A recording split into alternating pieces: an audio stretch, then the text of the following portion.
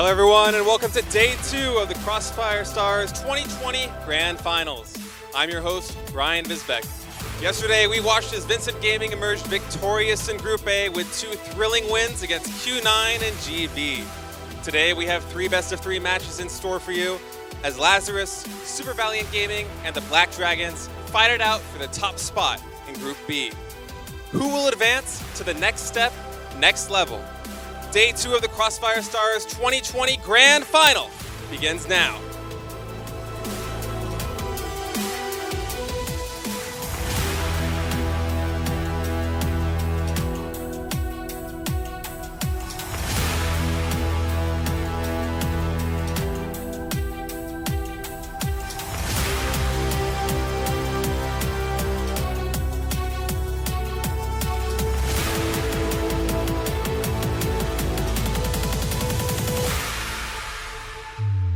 What's up, everybody? We're here at day 2 of the Crossfire 2020 Grand Finals. Yesterday, it kicked so much ass. We had amazing games, and I think today is going to be even better. I mean, yesterday was only the second place from their regions. Today is everyone who came first. This should be one of the hottest days of Crossfire this year.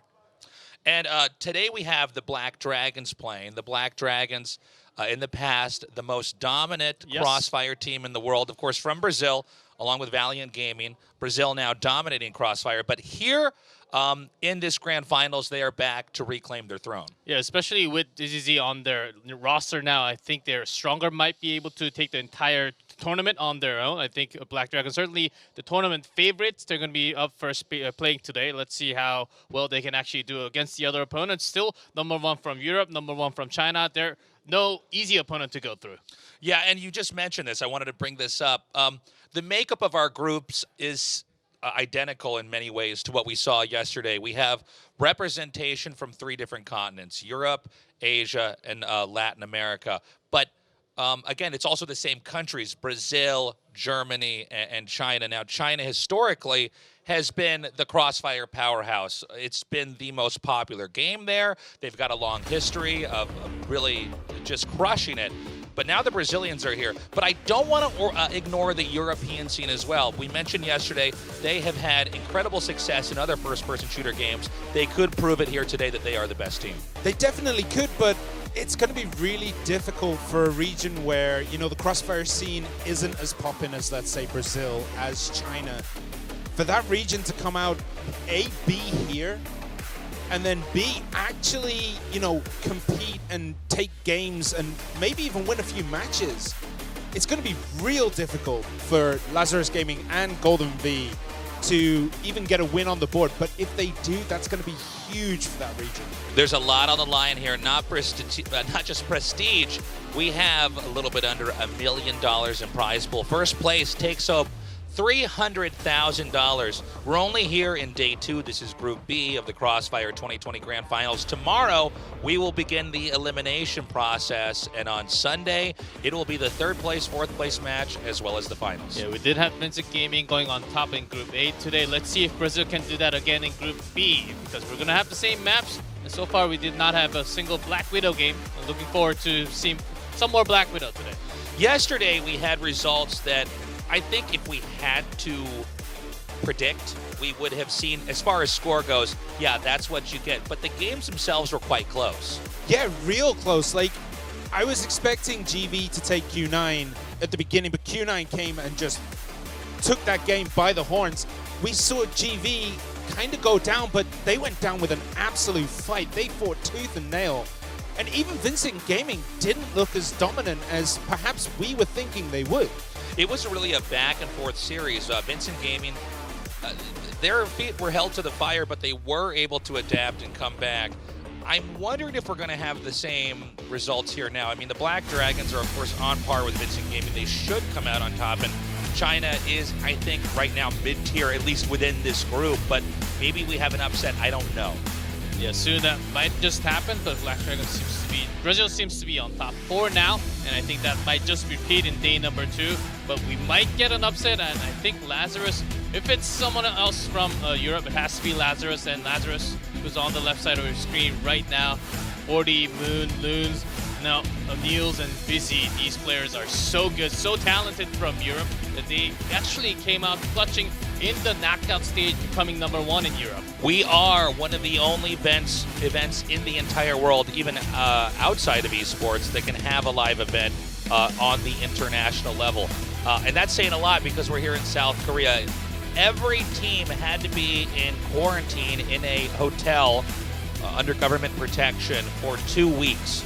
They were not allowed to leave the hotel room at all. That shows you how much this means to them here. And this is their first time out. Once these games are done, they're trafficked right back to the hotel, and when the tournament's done, they are sent back to their home countries. Yeah, but it's like a mini boot camp, isn't it? They're stuck inside hotel rooms. They have to be around each other the whole time. I think legitimately this is the ideal format because there are no distractions. Yeah, but I heard from the players that they actually like the practice room and the training ground because Korea, they have their own server right here for the tournament, and the ping is actually a single digit. Even if they're playing it back from their own country, it's at least 2 digits or near 80s or 70s. And having a single digit ping is actually really good for the pro players to train and practice. We're moments away from getting our game started here. There is a pick ban phase. We have 5 maps total. We're going to see which side has banned each map here, and going into this, it will be a best of 3. G-Clev, who would you say is the superstar on SV today? Who should we be looking out for? I would say Matsun or 18. 18 has been making a lot of super plays, but he's also been sort of like Jiawei from yesterday, Jiawei that we did kind of see becoming the double-edged sword where he would overextend a little bit too far. Sometimes he stabs on the back, but sometimes he just goes a little bit too far and falls without doing much. So I would say 18 would surely be the key player from Super Valiant. Yesterday we saw a strong showing from our German teams, but they did not manage to win a game. They, of course, were not flushed out, but I am hoping we're going to have at least some EU wins here today. Now, for picks and bans, Sub-Base and Port are going to be banned. Now, these are maps we casted pretty much every game yesterday. So this is going to be a nice twist. We're going back to a classic Crossfire map. Black Widow on Kara for map number 2. And if we do have a game number 3, it will be on Compound. Yeah, Black Widow is an interesting one because we heard yesterday, like, every team say they don't want to go against Vincent Gaming on Black Widow because that is their map. It's sneaking through today is possibly these teams, hiding a pocket strat on certain maps because they know later in the tournament they're going to be banning Black Widow 9 times out of 10. Yeah, no, for a fact, in terms of the map choices, the Chinese fans and the Chinese pros, they actually do not like to play on Compound as much as the other region. So when we get to map number 3, it might just be going towards Lazarus when we get to map number 3 all the way. And our match is ready to go. Black Widow is where this will go down. We're having an augmented reality preview of this. By the way, this stage is badass. This entire stage, I have never done an event with augmented reality. This is one of the first esports events in the world to be utilizing technology like this to this scale, and it looks incredible. It really, really does. It looks nice and slick, and having that like 3D render of the map really does kind of contextualize, because as a player, you don't usually get to see those high vertical things like the cathedrals and the churches. So, like, seeing it that way might open up some new, eureka moment for these players where it's like, I can't get up there, but maybe I could try sometime, It is funny when you play on just first-person perspective how much of a maze feeling it is. To see it from a bird's eye view is quite different. Our teams are now doing their cheers here, getting motivated. I know Chinese teams really like to chant before their big matches, and we heard that down there all the way across the studio from where we're casting here. And it looks like it's going to be Super Valiant Gaming defending the bomb sites, while Lazarus will have the C4 and will try to either get a team kill or plant the bomb and win. Yeah, so we could already see 1 down already on Lazarus. NLS down already. And Matsun really went for the aggressive push all the way into the A short, went down the stairs and got the initial kill through the window. So that was a really good pick with the best respawn that he could get. So off to a really good start for Super Valiant. We can see a little bit of a slower game here. It's going to be mostly 3 in mid here with 1 player on each side guarding B and A. there's quick mid-rotation here on Black Widow between the two locations. And I'm not surprised to see this on either side. Very conservative approaches here, as you really want to get feelers out for how the team's going to be playing this each time here. Moon is going to be the first to gun down a player here. Or, excuse me, 40 and NLS are going to be the first to be gunned down. Yeah, that was incredibly quick engagement. As the slightest of peaks, it looked as though 40 was going to get the drop, but unfortunately did not work out for him. He does get taken down, but we do see DBQ go down here to VZ. There's hardly been any fights on the other side here. It's mostly been Valiant Gaming just sniping players down one by one. It's going to be tough for Lazarus to come in here. We see Vizzy trying to take a peek here. But right now, the defense here from Super Valiant Gaming is stellar. Yeah, there is a nice wraparound here for SV if they can get it. VZ is in a little bit of trouble. He is kind of getting pincered out of this here. And we see that VZ drops to N9. Moon takes 18. As long as Lazarus, if they have waterway controlled, I think they still have chance of going into B side. That's exactly when the rotation is going to come for Super Valiant, leaving A side open. It's now just Moon in the game here. It's a 1v2 here. Mins and N9 are on the map. Yeah, you can see that Moon knows exactly where he was, but it doesn't matter. Moon goes down, N9 takes him, and that's first blood over to Super Valiant. Yeah, Super Valiant Gaming. That was actually quite a close and drawn out, frankly, first game here, as we could see both sides really erring on the side of caution. It was mostly a battle between one-on-one gunfights that ended ultimately here with Super Valiant on top. This time we have a lot of smokes thrown down here.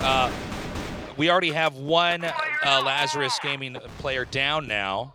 And one Super Valiant N9 Right. did go down as well. DBQ is incredibly hurt. Anchor as well is very, very hurt. Yeah, but Lazarus, knowing that they actually control the waterway very slow after taking control of the double doors first. Super Valiant, they're getting aggressive, opening up and getting a lot more map control over to the waterway coming out from the GR side, which is not very common on this map. Right now, Lazarus is very much on the defense. They're slowly trying to tiptoe into the A side. That if there's that much focus from the B side, that Lazarus should be poking into A long, which they have not yet. Lazarus is actually peeking now down towards Waterway B, and they're not seeing anything, so they're slowly singling out the possible locations they could be. Nades are now being thrown here as Loons is about to pop around the corner. No, he backs off. Again, a minute 10 on the clock here. That's enough time to still go into a lot of different locations. Yeah, you can see 40 here predicting this wraparound, but he turns around at the wrong time, and it looks as though Super Valiant are going to get the drop. There he goes. 40 is down, and there's only one player left. Oh, and that Lazarus side. Yeah, Loons is trapped all the way back in A long, and the C4 dropped by the sniper on their own. He's just gonna be trapped, and I think Matsu's going to just line him down with the sniper all the way. Yeah, it's hard to imagine a game where Loons actually manages to win this. They know pretty much exactly where he is. Loons does get one kill. Can he win a 1v3 now? Going through the smoke, there are two Super Valiant Gaming players on the other side. Min's just behind these boxes, pops out. Does get another kill here. Now, hold on. Did they actually throw here? No, they did not.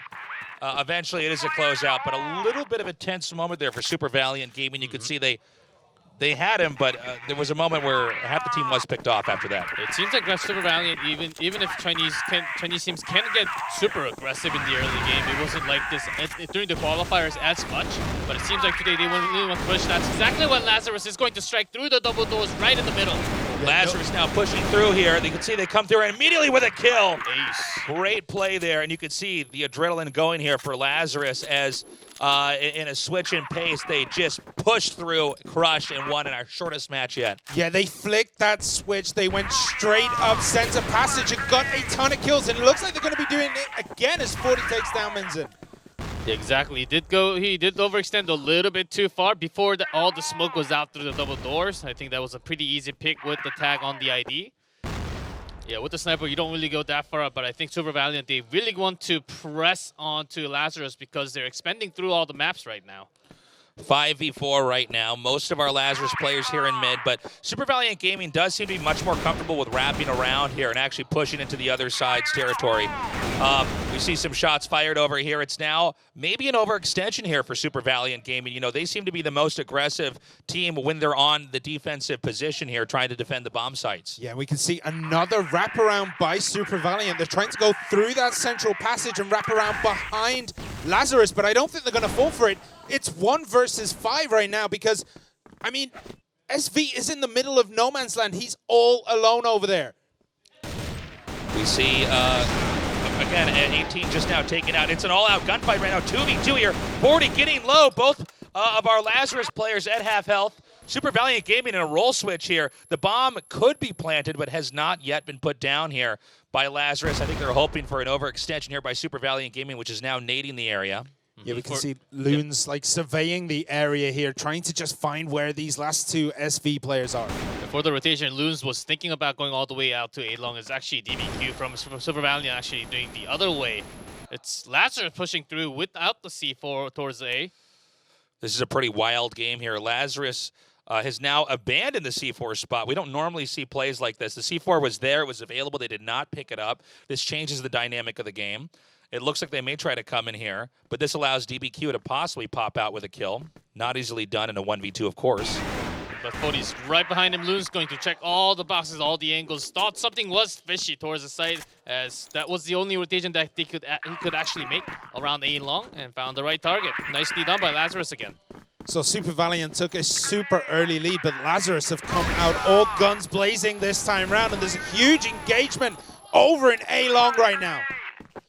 You can see LZ really beginning to pull it together here as Lazarus is finding their own here. Super Valiant Gaming, again, they do seem to overextend. I know we're very early in this series, but we have started to see this pattern here. They do like to push and oftentimes surprise their opponents, but that can act as a double-edged sword. If you do overextend and you're not ready, you will get picked off. You will give up position. I mean, we just saw Nils go down there to DBQ, and it's exactly as you said. He got a little bit too far forward compared to the rest of his team. He's left all alone up front again and gets absolutely slaughtered right there. I understand that Super Valiant, they want to go all the way out in A-Long because it's going to be 40 mostly taking control of A-Long, and rest of they're going to have the 1-4 split, one sniper towards the A and pretending it's like an A-Long attack, and then have the other 4 switching all the way into that waterway, into that B site. And Super Valiant, because they're pushing into A-Long, they're not making that happen early on. It is interesting to see this erratic movement here by Super Valiant Gaming. They're all on A site. They're ready to invade B. It's not that far away if they need to. And again, they're going to push through mid here. Now, right now, Lazarus is very, very separated. They're basically covering each area, but with a 2-man push through middle here, this could be very strong if Lazarus isn't expecting it, and they are way into a position that we don't normally see for the defending team. Yeah, that's one characteristic of Super Valiant. They do love to sweep, not just on their side. They go all the way out to the other side of the map and reach for those kills when they're all spread apart. And they're still going to press onto A side. Yeah, lose the fight, though. If you look at the minimap right now, this looks as though Lazarus are the defending team. They're sitting real far back. Super Valiant, they're aggressive. They want to go at them. And it's biting them in the butt right now because they're getting absolutely slammed.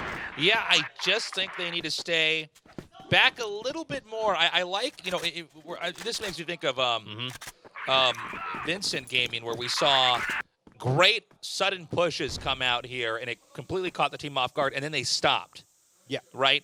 It does seem like Super Valiant Gaming as a group seems to have a tick in their play, a pattern that we're seeing come out here. And what started out is a pretty unusual play that was allowing them to get that 2-0 lead. It seems to be being exploited here by Lazarus, as they are actually just pulling back and letting Super Valiant Gaming push in again. And here we are once more on the minimap. Super Valiant Gaming itching to try to move into Lazarus's territory. Yeah, but this time it's actually worked. 2 down on the side of Lazarus already.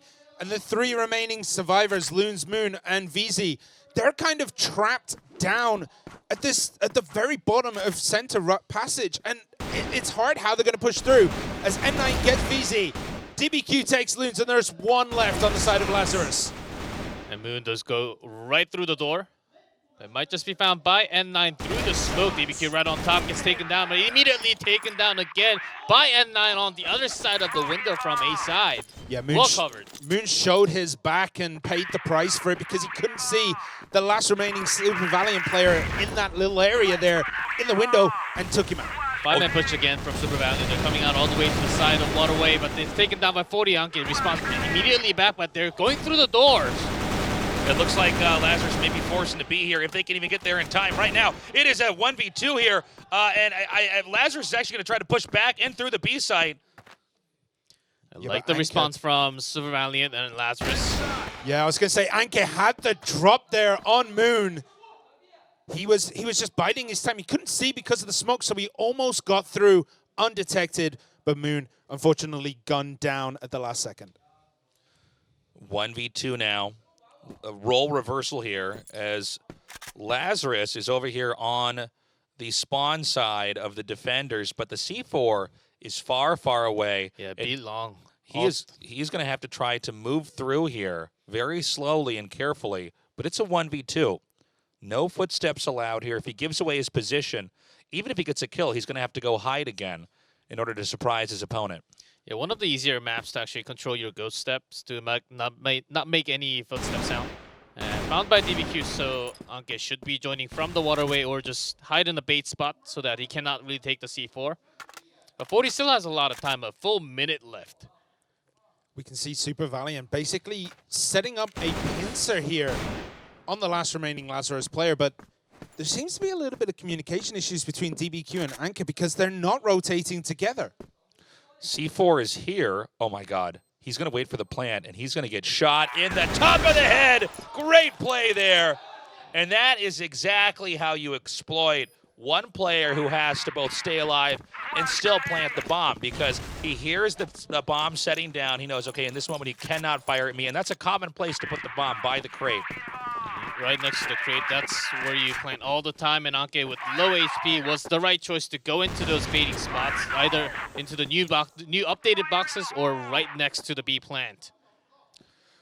We're waiting now here. Right now, 4-3 here. Super Valiant Gaming up in the lead in what's been one of the more interesting games that we've had here in the Crossfire 2020 Grand Finals. Very different play on both sides.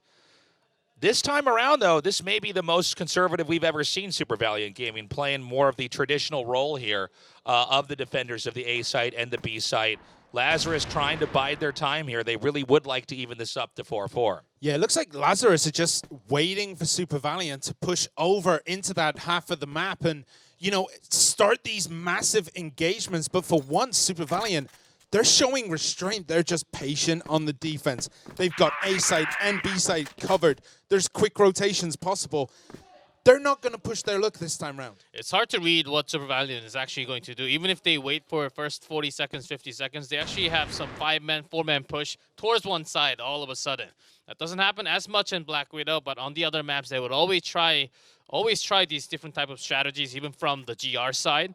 And in terms of rotation, 3-man in B side right now, behind the two updated boxes. Very patient here. Play by Lazarus. They're going to come in now. Oh, and immediately one shot goes down. It is them fish in a barrel here, trying to break in. But Lazarus, I don't know that they can get past these three windows here. We have nades coming down. Another player bites the dust. Emzine with a massive snipe there on Loons. And it's a 5 versus 2 situation right now. And you're right, it is fish in a barrel. They can just shoot through the walls, shoot through the windows, and they're going to get him down. It doesn't matter. It's over. Complete slaughter there. SV take it again. Absolutely wonderful. I'm very impressed with that. I like the idea of what Lazarus was trying to do, but no, it did not work whatsoever. And Super Valiant beginning to take that momentum. Let's see if they can keep this going. And right after the B push, which failed miserably, Lazarus going to stay near A long in the access road, trying to see if there's any snipers out in A. And for now, 40 just staying put, making sure that Niels is getting enough information all the way in the back, but DBQ takes him all the way down. This was a really fast attack all the way near the BL spawn. We're still waiting here to see if Lazarus is going to do the same thing. I mean, basically staying back, being patient. Super Valiant Gaming has completely shifted gears. They are not pushing anymore. They are waiting. and they're making Lazarus realize, oh, we're going to have to actually reclaim the bomb site in a very short amount of time. And I like the way that Super Valiant Gaming has approached this here. Yeah, I mean, Super Valiant's DBQ, we saw there when he goes right down into the spawn points. He is playing the aggressive, but the rest of the team are on the back. It's a risky dice roll he did, and it looks as though Super Valiant once again have control of this as another Lazarus Gaming player goes down, and another here. It is just one more Lazarus Gaming player down. Remaining, I should say. He does have the bomb, but it's hard to imagine him pulling this off. It's up to the shots right now, and Anka's got the different angle from A long, also Martin from A short. This was the lead takedown. They knew that they were coming from that A short because Martin actually got the kill coming up the stairs. Yeah, good peek, and being aggressive, not staying in that B side was the key for Super Valiant win there. You could see Super Valiant Gaming really has one of the widest ranges of play we've ever seen. Yesterday, we didn't really have any teams trying to do sweeps onto the other player's side. It is common in FPS games of this nature where if one side is slow pushing and they're taking a little bit too long, one or two players can come from behind, gun him down to the back, minimize the numbers, and then retreat. We saw Super Valiant Gaming take advantage of that early on, and then it started to maybe be an overextension. They pulled back immediately, and Lazarus Gaming didn't really have an answer. They were waiting and hoping that Super Valiant Gaming would fall into the trappings of the early game. Not the case, and now it's 6-3 here as we switch sides, and it will be Super Valiant Gaming with the bomb and Lazarus here to stop them from planting it. What was wonderful to watch there, Super Valiant's defense, it had so many different tempos. They played that super passive, wait for Lazarus to push into them. They had that super aggressive, we're just going to rush into your spawn zone and try to get a couple of kills there. The change in pace is very difficult for Lazarus to kind of adjust to. So we're going to have to see what Super Valiant do here and as they're on the offense. We actually have them pushing over here into Alley A. Are they going to commit? They could end up killing off a Lazarus player here or there as they're transiting between bomb site A and bomb site B. C4 now backing in here. And we wait. This could work. Could work into the A short, but because there's a big control over to Lazarus, with Moon going all the way out to A long, as long as he's keeping that under control, I think it could be defended. Oh, perfect infiltration here of A site. And now the majority of the Lazarus players here on B are actually cut off. The bomb is going to be planted.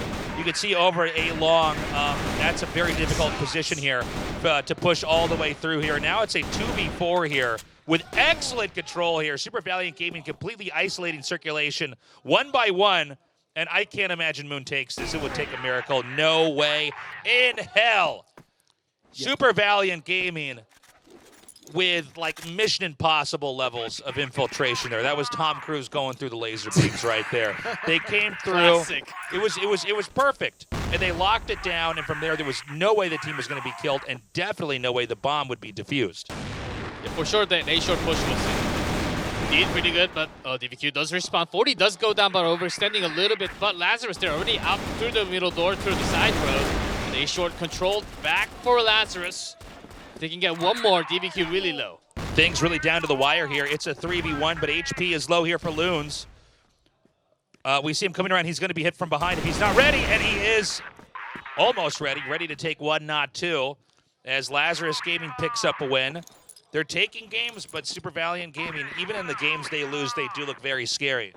Yeah, the tempo that Super Valiant is still carrying out in the Blacklist side is quite scary. I think Lazarus, after feeling the first half, they're trying to do something similar, which is usually not their style. But so far, it's working out 1-1, so it's not as bad. But Super Valiant, I think they're trying to have a better read with slower tempo right now towards the waterway now. Yeah, look how aggressive Lazarus are being right now. They're all the way over in the Blacklist spawn. But it doesn't matter. DBQ gets Loon's Moon, gets Emzen though. So there is a huge engagement right at the bottom of this map. And it looks as though Super Valiant are going to get the better of this exchange. Super Valiant, though, now dropping pretty quickly here. Just one player left. This could go either way. Yeah, as I say, it was going like, Super Valiant's way. Nils decides to show up and gets 3 massive kills. And he's not even injured. Wow, talk about instinct there. Perfectly timed nade with the shot.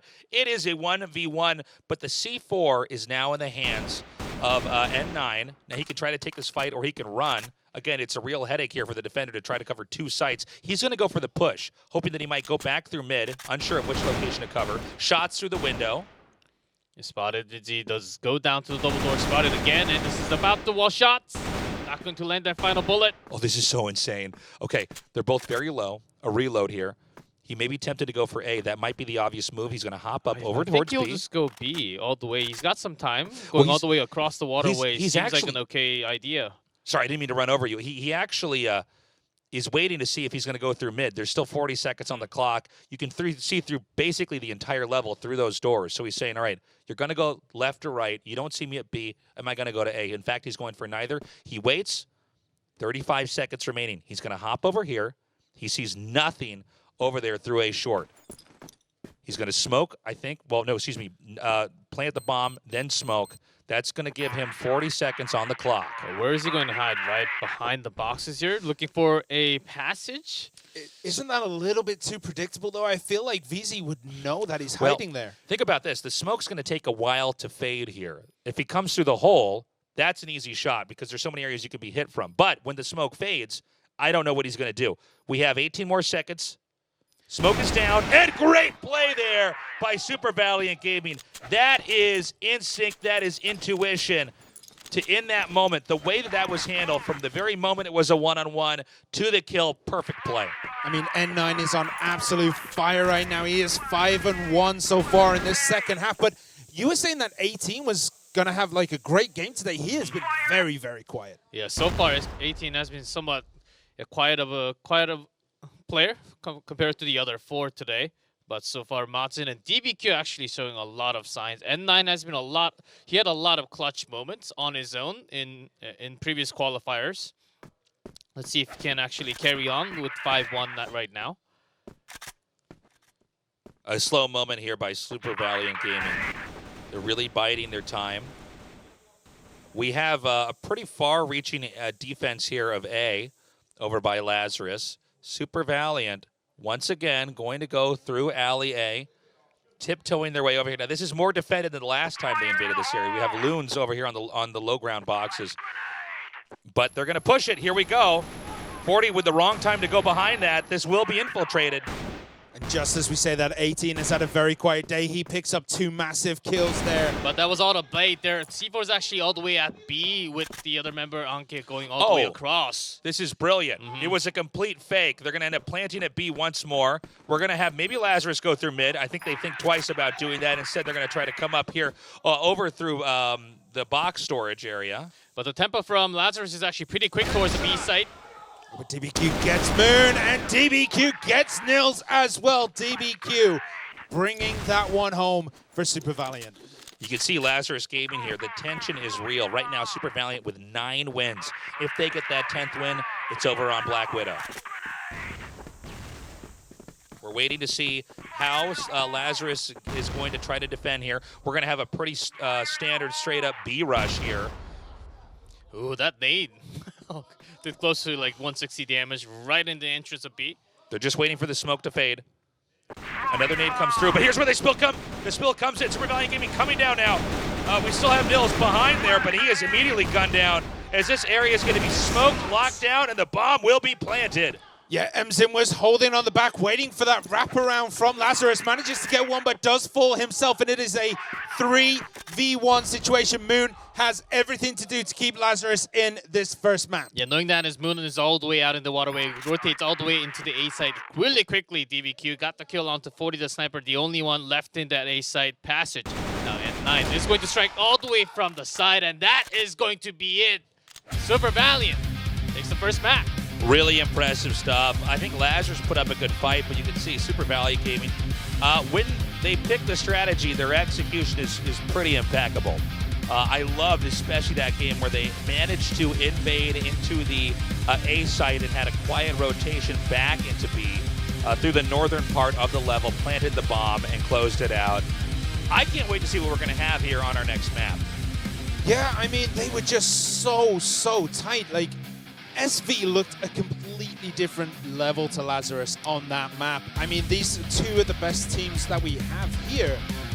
And then Super Valiant goes and does that. I mean, this is a strong shout for, you know, the championship from SV so far, because they dominated Black Widow. Can they do it again as we go into Ankara? That is the big question.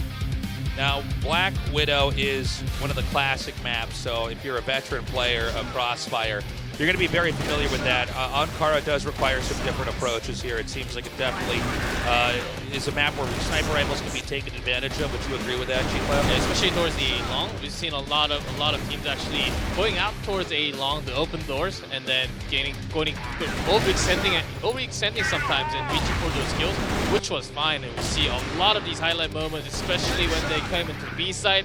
Mzin just taking down members one after the other with a single bullet. Nades, I love that play right there. The nade into the shot here. That was the best game, by the way. The one with the one-on-one into the bomb plant smoke. You can really see Super Valiant Gaming is a real threat here at this tournament.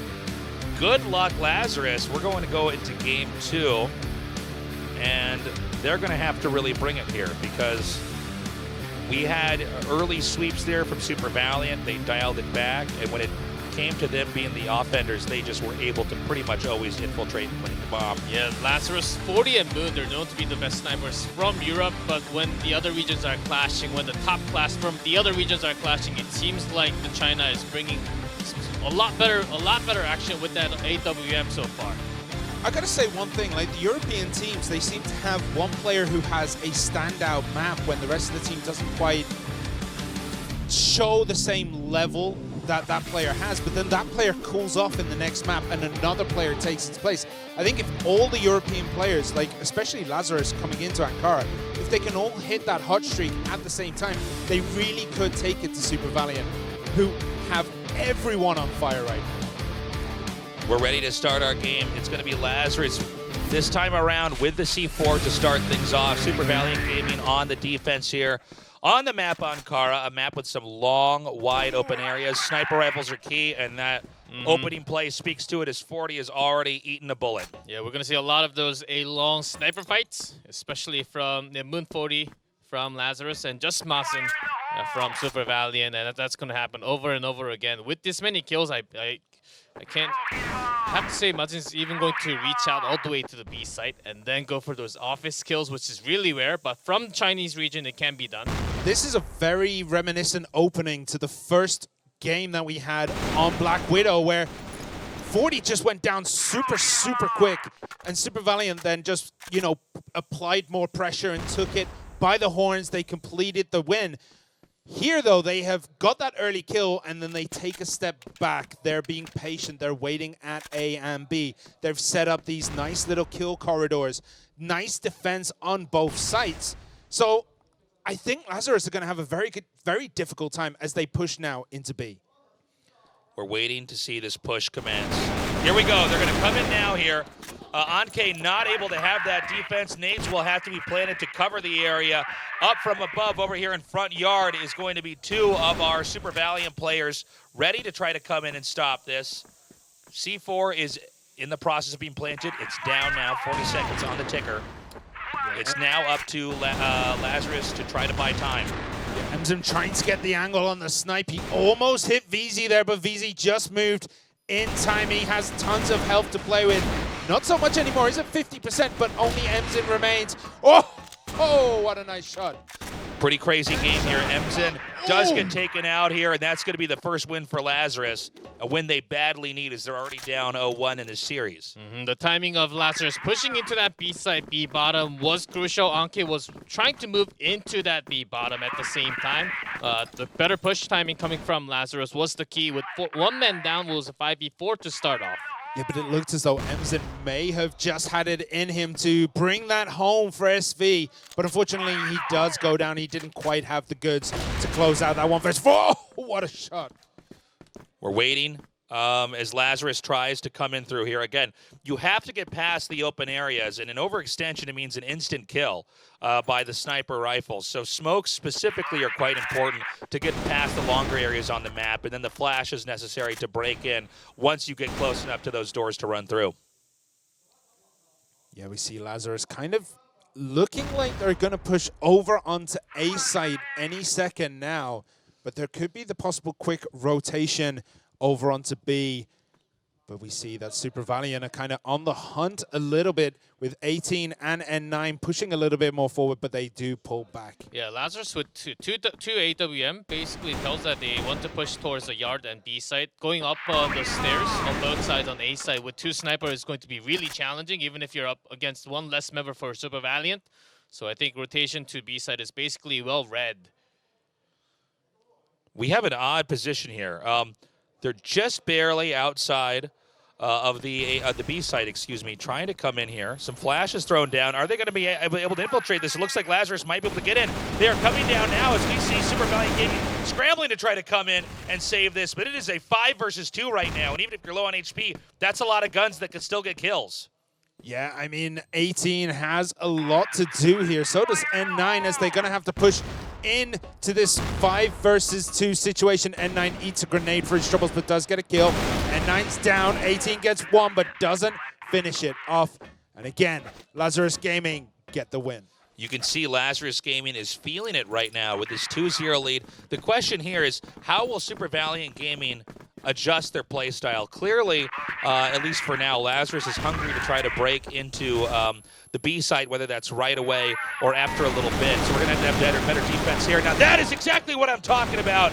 Just able to take out those overextensions. But on the other side of the map, Lazarus with 2 kills of their own. Yeah, but Vizzy immediately responds from the office side. That was a clash between the 2 teams going all the way out into office.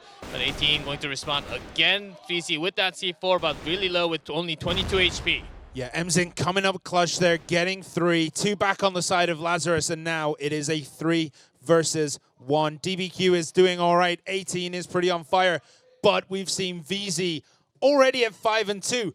Could he be the one to take this 1 versus 3? He is very low. Yeah, he's very low. It would be a miracle if he did it, but that would be completely detrimental to Super Valiant Gaming here. They just need to keep their wits about them. Be patient and know that really the burden is on Lazarus here to plant the bomb. All they need to do is stay alive and defend. You know, again, spotted going down the yard all the way into the bypass, so this should be a easy kill with known information for N9.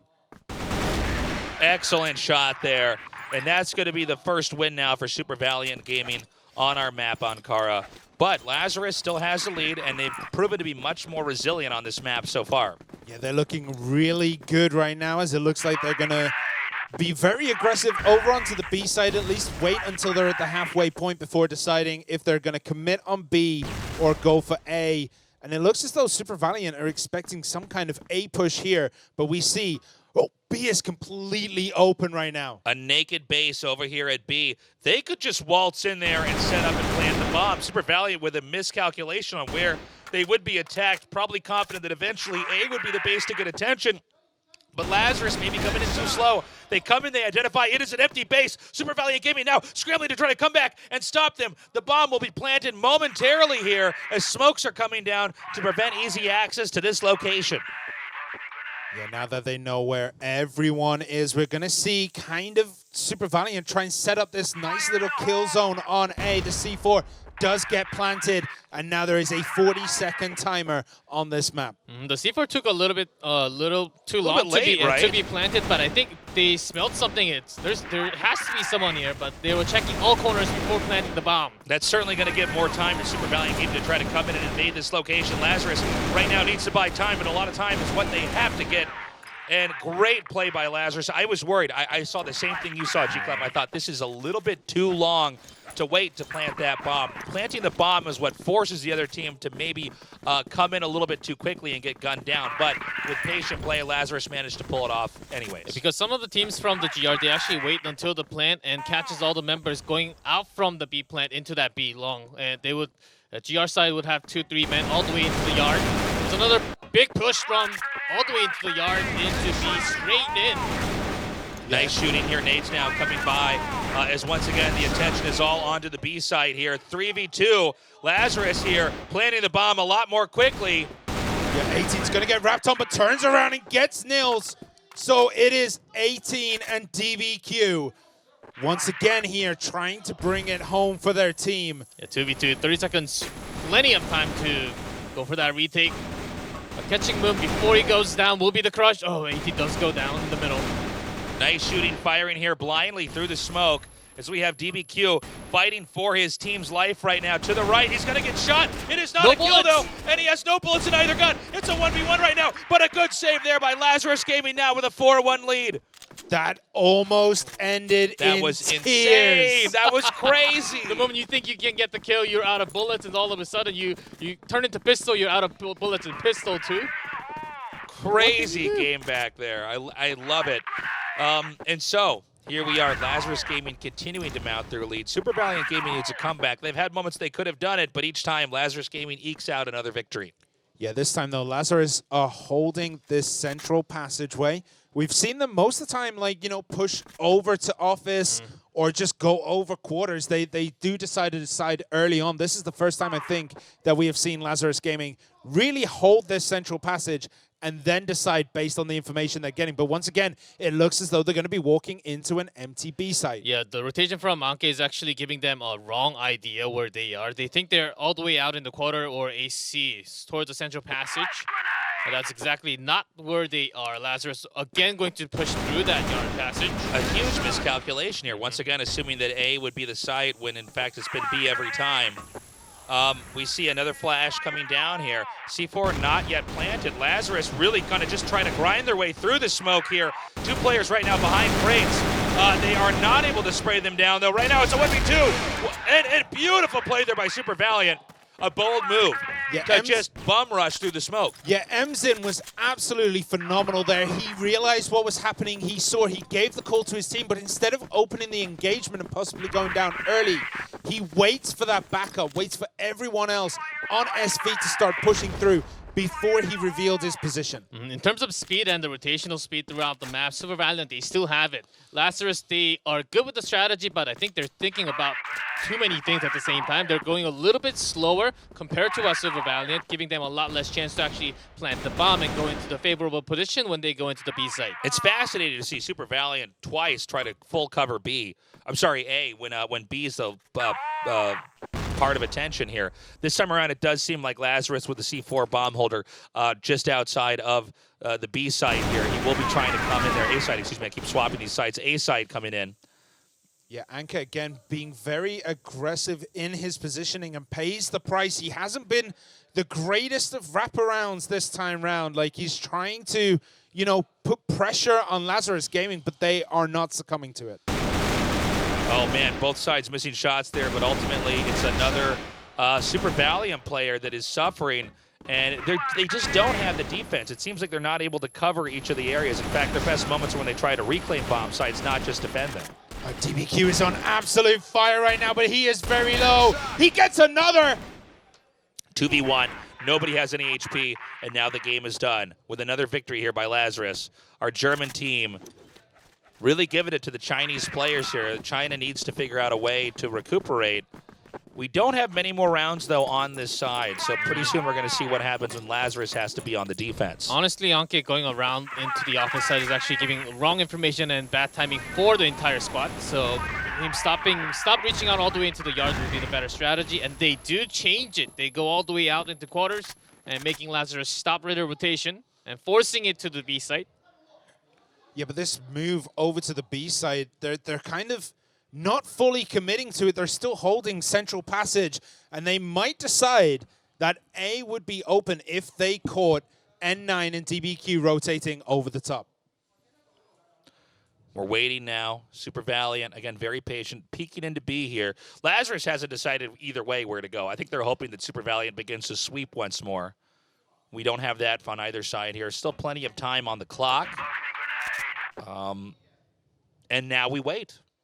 I do like the position from especially Emjin and 18 here. Even if they are taken down, the rotation can be fast enough.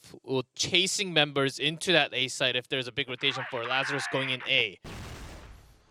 I wonder if VZ and Nils actually know that 18 is there alone, because they could just push on him. They're deciding to move around a little bit. 18 decides to come over the top and pays the price. He does manage to get one before he drops, though. Yeah, a bit of a trade there as we see Lazarus rotating towards B. And Madsen was all the way out in the air duct, spotting at least a member or two rotating into that passage. Now Super Valiant can have an easier rotation going towards that A site. And now regrouping here over by Quarters. Kenny actually, immediately shot down. And I think we're going to see once again the pattern of going into B. Whenever they start to get the lead, I think they seem very comfortable with the B raid here. Only one player defending, two more Super Valiant players trying to come back in time. Nice shooting down here from Lazarus Gaming. Are they going to play at the bomb? We have two Super Valiant Gaming players coming in here. Two on the left, one on the right. Pistols out. And two headshots there. Loons here is going to be pushed away. We could have a bomb defuse, but Loons is going to back up. Great play by Super Valiant Gaming with just 6 seconds left to defuse. And in the last moments, they saved that round. I think it would have been better, frankly, for Loons to buy just another second or two.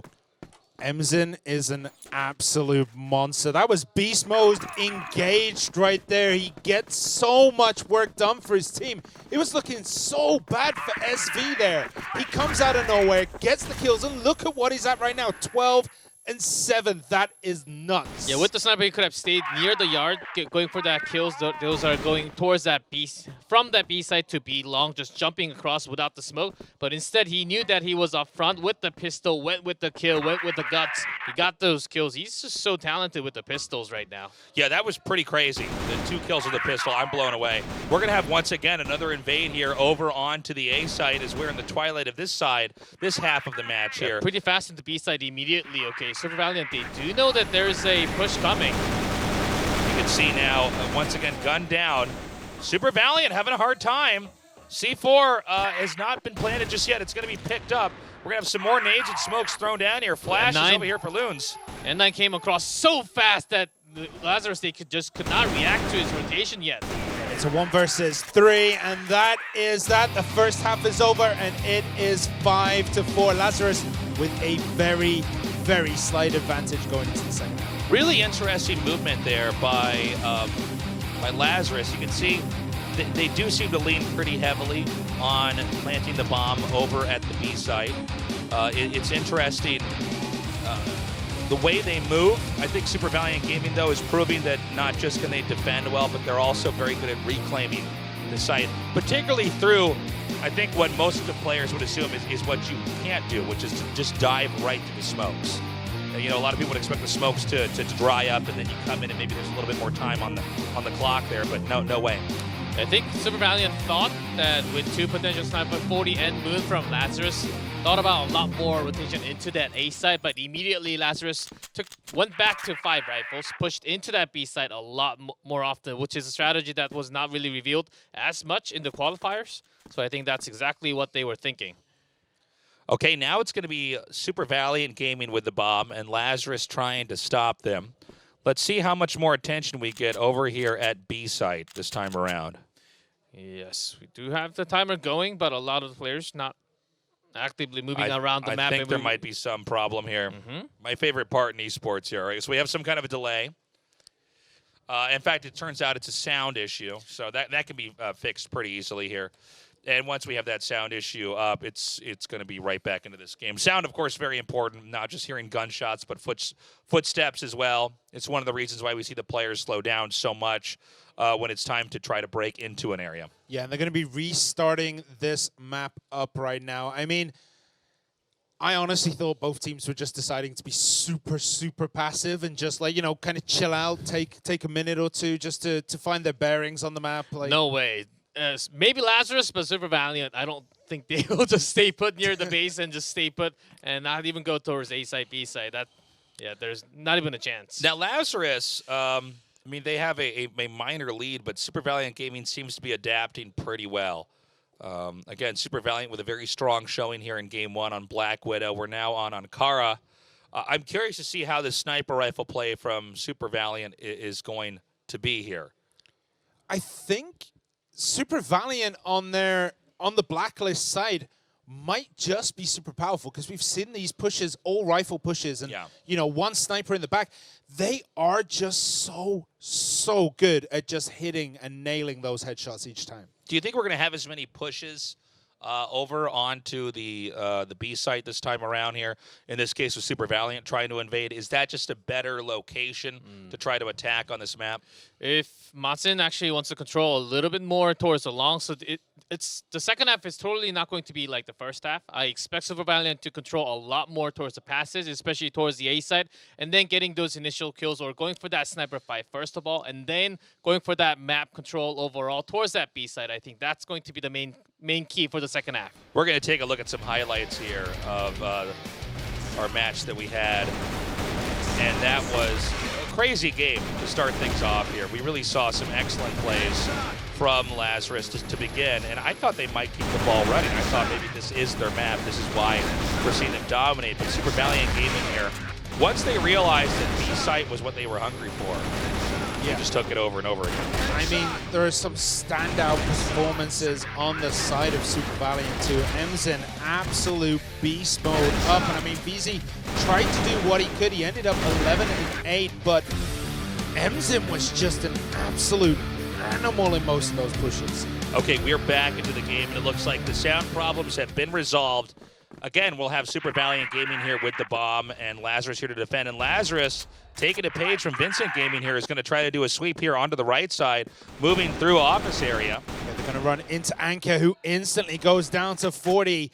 And now they have kind of a nice position here, but MZ gets 40 down. MZ gets VZ. He is an absolute animal right now. Moon does get Minzen, though. Yeah, almost a third, but not close enough. Moon actually fires back immediately, going down to 3-2, make that immediately 2-1. DBQ, the last member remaining. C4 is all the way back into the base, 150, and this basically makes Lazarus a little bit open. They can either have just 1-1 towards A, B side, or just 2 men just sweeping through the floor. Okay, we have them coming through mid here. DBQ seems to be with his eyes set on A, but it's going to be, tough call there. I think that's a smart move for them to be moving in groups instead of splitting up. That way, it's harder for them to get, for both sides to get a kill, especially with how good these guys are at spraying. If you're both concentrated and spraying in an area, you're probably going to kill him in a 1v2. Well, I mean, he still managed to get one down instantly. I mean, there was like a quarter of a second there where they were visible. He nails that shot, but then does lose his own life here, and VZ goes down very early on. The immediate B push from Super Valiant and Lazarus. They actually put 3 members all the way up to the east side. And 40 gets the initial kill. Can he escape from the boxes? No way. MJ's going to come all the way across. There's no way Nils is going to be able to get through that. LZ in a lot of trouble here as Lazarus just... we can see the bomb's been planted. How on earth is he going to come through here? All sites right now in this location, and nades are just flooding the area, eating up time. Good luck, Moon. He's going to try to pop out here, but there is just a wall of bullets there to meet him. Yeah, and Super Valiant have all the information on Lazarus Gaming right now. You can see there as N9 takes Loons. Super Valiant played that perfectly. They had all the information they needed. They set up in great positions around there just in case something happened, but they knew exactly where Lazarus would be trying to push from. We have a push here. Through Central Passage now. Quietly, Super Valiant Gaming is bunny hopping their way up here. And they might try to rotate right here through B. Moon immediately shot down with that change. 40 now actually going into that A side. Still be long controlled by VZ. That's going to be a problem, but can be smoked up for a good plan for that with that C4. Again, the classic smoking here of the main entrance over here towards the top part of B. The bomb is planted. Super Valiant much quicker about planting the bomb than Lazarus has been in this series so far. Nades coming down, 32 seconds on the clock as we have some flashes and some smokes trying to blind Super Valiant. This should trigger LZ to try to come in at this moment. I like the rotation again with 40 again from that and be long. Oh, 40 gets a nice shot in there. SV kind of crumbling here, but can they hold it up? Not bad. LZ, they are going to get the defuse in time. An incredible save, a necessary save for them to take this lead here. Now 7-5. That number 10 not far away. 10 wins in order to win a map here. Super Valiant Gaming is halfway there, but Lazarus is so close. Yeah, it is it's within touching distance right now. They can taste it in the air that they're going to take this map completely, but do not count Super Valiant out. They have been phenomenal on certain pushes and even awkward situations where you think Super Valiant, they have no chance. They still stick around and at least make it close. We see Lazarus Gaming here with a nice spread. Super Valiant Gaming actually very backed up here, too. It looks like they may be trying to do a sneak play into A site by diverting attention over to B. You could tell that because the player with the C4 is far, far away from the rest of the team. And so they're going to try to come here through offense entrances. Yeah, so Valiant must have hurt a member, that's Vizzy, all the way into the top of the office. They're trying to rotate all the way towards the BL. So now, with C4, has been having control over the passage so far, and A-Long has been just smoked up for the last 20 seconds. Quarters is where we're going to have Super Valiant Gaming coming now. This area is smoked, but that smoke is going to dissipate in a second. We're going to see if Nils is ready. He may throw another nade down here now. Looks like we're going through air duct here into the A site. Smokes are out, flashes are out, and look at that. N9 starts off huge here. 2 kills instantly. Lazarus Gaming trying to come in here, but it's just 40 with the sniper. Is that going to be enough? One player goes down, draws the pistol into the smoke. Can he actually pull this off? Switches into an AK. I think a wise decision there. No way you're going to snipe this out in a 3v1. We have the bomb now planting. So 40 seconds. 40 needs to choose the right moment to go in, but they know exactly where he is. Super Valiant have eyes on him already. I don't know if this is going to work. He's going to try to see if they won't come around from the other side. I don't know that Super Valiant Gaming is going to bite. 20 seconds remaining here. They're going to peek out. They might just get the drop on They him. see nothing there. They're going to peek again. Nice shot here by 40. 40 maybe makes this work. 10 seconds on the clock. They know they just need to buy time. Too hard to defuse. And he doesn't see him. He's going to try to go for it. No, this is just not enough time. And that's going to be all she wrote. Great play there by Super Valiant. It is so close now, 6-7. Yeah, Super Valiant just buying enough time after exchanging initial shot, getting a 1 death, making it into 2v1, going down the stairs, just buying time, make sure he doesn't have enough time to defuse was the right call. Good shot calling by Super Valiant to get another round there. Yeah, and 40 just padded his stats a little bit at the end, knowing he's not going to be able to defuse the bomb, gets a couple more kills on the board. And N9 taking Nils. Beautiful shot there with that AK. Very impressive stuff. Super Valiant here. They have their eyes on the A site again here. A little bit more variance as far as where they're attacking here compared to Lazarus, but is it going to work? Nice shots here by Super Valiant. The infiltration has happened here. We see Lazarus Gaming scrambling, but also disjointed here. Moon, the first to the scene. His other 2 teammates far, far away as Moon is taken out. And Emson is in a wonderful position right now just to distract, just to slow down Lazarus. But he has the individual skill where he can definitely take out multiple members of Lazarus. And we see there, he does take out VZ at the end. We are watching this game where Lazarus, the victory is beginning to slip between their fingertips. They need to hang on here. Super Valiant Gaming with quite the momentum on their side here. And it looks, at least for now, like we're going to have an A push, but this is going to be an aggro opener here for Lazarus Gaming. Is this going to work? Both sides flashed, both sides smoked.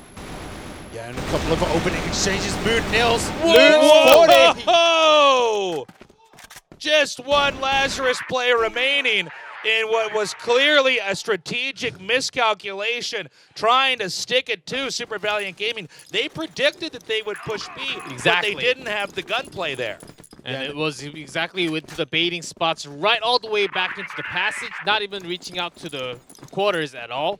And Lazarus, they thought it was going to be pretty much empty. Maybe there's a push coming towards the B side. They wanted to rotate a little bit faster. Exactly at that timing, Mazin striked all the way across the yard with that sniper and all the rifles towards the passage at the same time, getting massive 4 kills instantly. Yeah, it wouldn't be a Super Valiant game without an Mzin kill there. Like, he just had to finish it up on his own.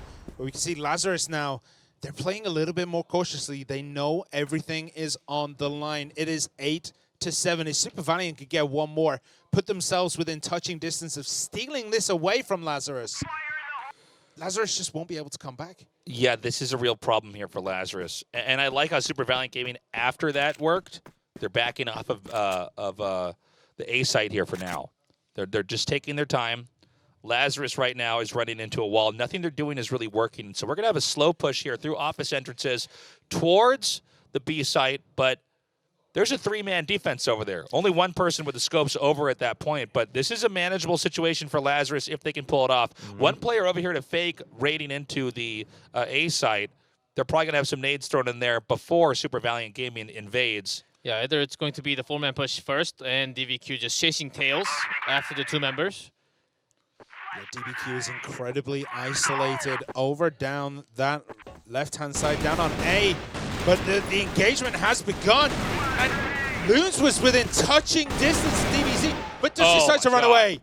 Beautiful play here. We even have great cover here from Super Valiant on the other side of the map, hitting the players that are going through mid to try to save the situation. Bomb being planted. One would have to imagine there is just no way on earth that Lazarus can possibly recover, and this should be putting, there it is. Yeah, DVQ was in a baiting spot, got the kill, and also heard the last member Loons was coming from that A side on top, 100%, so there was no way to recover that 1v5. Yeah, Loons almost got the drop. He was looking right towards DBQ, but the engagement on B side began. He instantly turns around, and DBQ punished him for that, but Lazarus go out. Extending on what could be the final round into the passage. So far, they're safe in the quarters. They actually have the access road controlled. Right now, Lazarus is actually playing the game that they had to play here. This is a great, I think it's probably going to be a pretty short match as well here, to be honest. C4 dropped, reminding us that Lazarus could come back. This looks like it should be a win here, putting them to 8. Let's see if we can have the greatest play in the entire tournament here and a possible comeback. I don't imagine it's going to happen. Yeah, it's spotted all the way back at the entrance of the office. Has to go up the stairs, but this is one of the worst spots on the map with the sniper gun. Yeah, not just that, yeah, a 5v1 with a sniper. All right, he gets the first kill off. That's the beginning, but can he close it out with 4 more? 40 is just around the corner. A minute 20 on the clock, and he could, I believe, fire through that door, but does not know that anybody's there. Boom! Next shot. But Loons I am immediately getting comes out. tingles. I'm getting tingles, guys. I'm getting wiggly. This is so sick. That's 2 down. But against 2 others. Okay. A man can dream. That's a nice flick, though. Yeah, that was pretty insane. He almost did it. How is that humanly possible? That wasn't even just a ran entrance. That was with a jump entrance into that office. Yeah. Immediate reactions there. Now Super Valiant Gaming, they're going for it. They're going into the A site here. Could be going to the first 9-9 of the tournament and going into those extra rounds, but Super Valiant still are within 1 shot. Loons gets Ems in, and that's a big kill. Big play here by Nils, but Nils does not execute what he needed to do. A site is vulnerable. We have the rest of Lazarus trying to come over here. C4 moments away from getting planted on top of the A site. Loons coming around from the side. We have Moon and 40 actually about to come over here through the A passage. Yeah, but Super Valiant are incredibly low at this point. Look at their hit points. They have nothing left really in the tank, and Lazarus have nearly full. Like, they have nearly everything ready to go. It's going to be about the timing of Loons coming out from that, coming out into the quarters, either into that A long or air duct. SB actually reaching out. Oh my God, immaculate play. That It's just timing. Loons remaining. 16 seconds on the clock. Loons gets a kill, but that's going to be it. And we have a winner here. Super Valiant Gaming. The first 2 maps are theirs, and they have dominated Lazarus, REUT. Yeah, Super Valiant, they knew that Loons was going to come around either from the air duct or into A long through the smoke. Gave no other good timing from that passage for them to actually get any kills. Reaching out to far yard side, that's not an easy decision to actually do. Yeah, Ankara was looking like it was going to be Lazarus's map for the longest time. Super Valiant decide to come back. They do so incredibly strong. And that last map, they were so low. Lazarus had everything in their favor, and they just couldn't finish it. I really love how Super Valiant Gaming played this. Lazarus, though, is looking like a very strong team that's well-versed in a lot of different approaches. But again, Super Valiant, you can feel how much they want this. They are hungry. They are determined. They are focused. And even now that they've won, it still feels like there's tension over there on that side of the team. Do you feel it too? Yeah, I totally feel it. Lazarus, of course, they played the best. But Super Valiant, Ankara was one of their worst map in terms of stats that they had from the qualifiers. But to win against Lazarus, of course, it did go near to the extra round to 9-8, and then finally coming out with a final round win for the match win.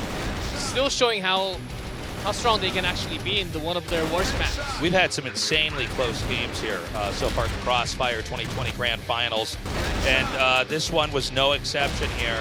Again, Ankara, a map where it's not easy to get to the invading location, but once you get in there, it can be tough for the other team to try to reclaim here. A lot of great plays. We saw that one back there, buying time so the bomb could not be defused. We also had some of the best pistol play I think we've seen here in the tournament so far. Yeah, it was absolutely nuts. Everyone was just nailing every shot, but Super Valiant. That's a highlight. I mean, Ems and DBQ were on fire that whole match. Like, they just completely dominated everyone else in terms of stats. I'm curious to see how Super Valiant Gaming is feeling. Again, China in an odd position here because they need to reclaim the throne. In Brazil, Crossfire has picked up tremendously, and their scene has embraced it and basically innovated the approach to the game in a way that nobody seems to be able to get close, but that doesn't mean the Chinese players can't come back. They've overcome their first hurdle, which was taking on EU and defeating Lazarus, and they did so quite handedly, even though Lazarus played well in the second game. Overall, it's very clear that Super Valiant Gaming is a strong team. I do wonder, though, how they're feeling in a group here where their other opponents are former world champions. Yeah, they do have to play back-to-back matches, and I believe next they do have a match against Black Dragon, so that's going to be very uphill, but they're all warmed up on stage, got the adrenaline, but what worries me is that some of their members, 18, was actually not on fire. It was mostly the three members, Zin and 19, and one more rifle to just go into all the sites and getting massive those kills. About 80%, maybe even up to 90% of those kills were just coming out from those three members. But we've seen time and time again, having three members on fire is enough, because a lot of these teams, Lazarus and GV yesterday, the European teams especially, they couldn't get more than one person heated up and ready to go and start nailing all these shots. So SV take it here. But against Black Dragons, the fan favorite for this tournament. I mean, I was looking at chat last night. Everyone is supporting BD. Let's take a quick interview here. Ryan, how is Super Valiant Gaming feeling now that they've managed to overcome Lazarus 2-0?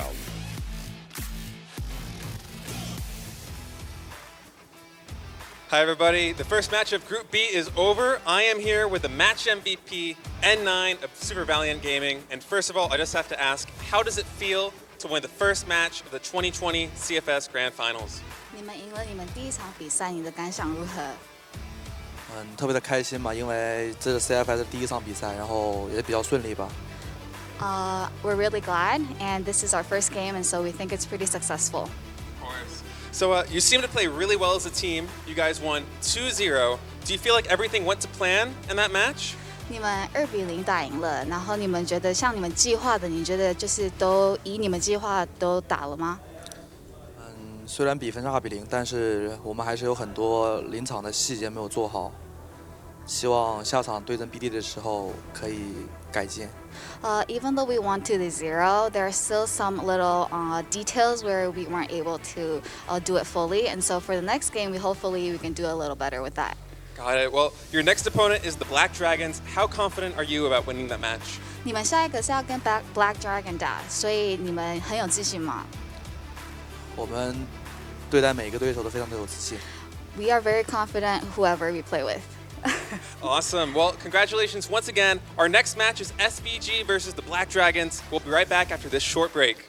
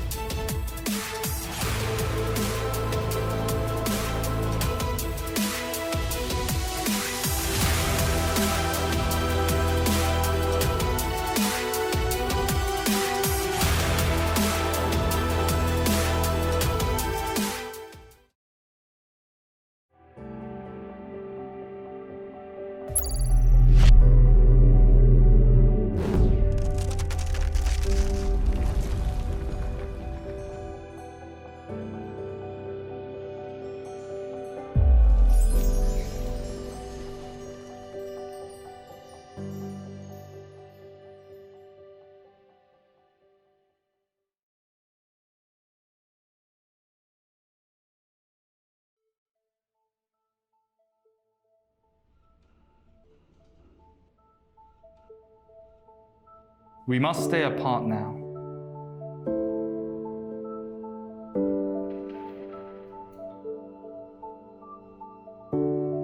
From time to time, we can't feel the enjoyment of being together.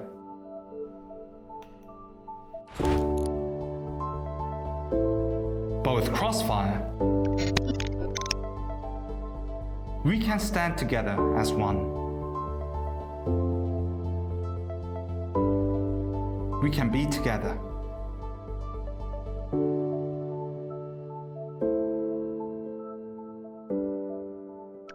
CFS.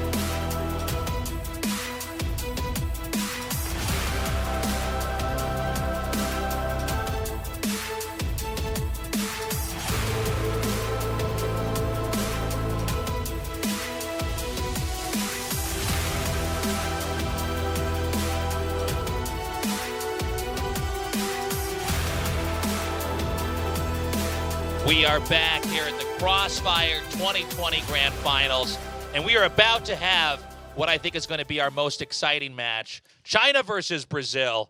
And I don't know who's going to take it. Brazil has been dominating the last 2 years, but China is hungry to reclaim the throne. I mean, this is the dress rehearsal, I want to say, for the Grand Finals. It's going to be Black Dragon, Super Valiant. I mean, both these teams are absolutely insane. I don't know how this is going to go, but it will be super revealing for the rest of the tournament. It was interesting to see Super Valiant Gaming crush through our European team, Lazarus, but they didn't look relaxed. They did not look relieved because they know next is Black Dragons. They won only 2 years ago, and they're hungry to reclaim that. And right now, Super Valiant Gaming stands in their way. Yeah, exactly. A lot of the teams is even going back into WCG. A lot of teams actually had trouble going against Super Valiant because of their unique playstyle, how aggressive they can even be from the GR side. Can Black Dragons, which I don't think they have faced against for a very long time, of course, back in the days with very different roster for both sides. So with the new updated roster, stronger on both sides right now, how is the sniper duel actually going to be between MZin and DZZ? I think that's going to be the one big key point for all the fans back in Brazil, China, looking for that big sniper duel and the rest of the squad. And who's going to win that big first match? And this may actually be like a sneak peek before we actually go into the grand final on the final day with the best of 5. We're one of the only international events that's happening live right now, but that means that our players have been in quarantine for 2 weeks, sitting, waiting, meditating on this moment. Now, we've already seen Super Valiant Gaming be a little bit warmed up. They look good, but this is going to be the Black Dragons' first live game in a while. I mean, we talked about this a little bit yesterday. Snipers take a while to warm up, and when they're hot, they are scorching hot. MZin right now is on absolute fire. He's basically the son of Super Valiant. So he's going to be going up against like BD, who are coming in cold in this first match of their day. Maybe that will be a deciding factor between the two teams, that the warm-up match for SV was just first. Well, you can say that, but you just wait on DZZ and what he can do with the pistols and the AWM. He can be at least as good or even better compared to MZin. I'm giving you a shout-out right now. He's going to be real good.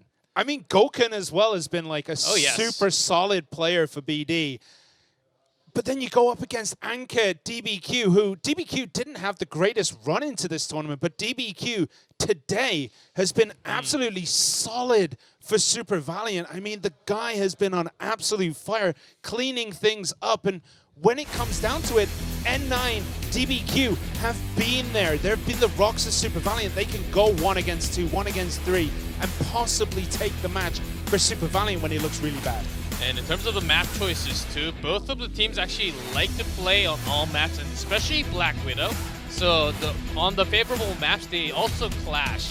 So let's see if they actually ban similar maps, because we can actually go into, we do have blind map choices, so we can actually have just one mapping banned from both sides. That's right. Neither side knows which map is going to be banned on the opposing side here. This is going to be, of course, a best of 3.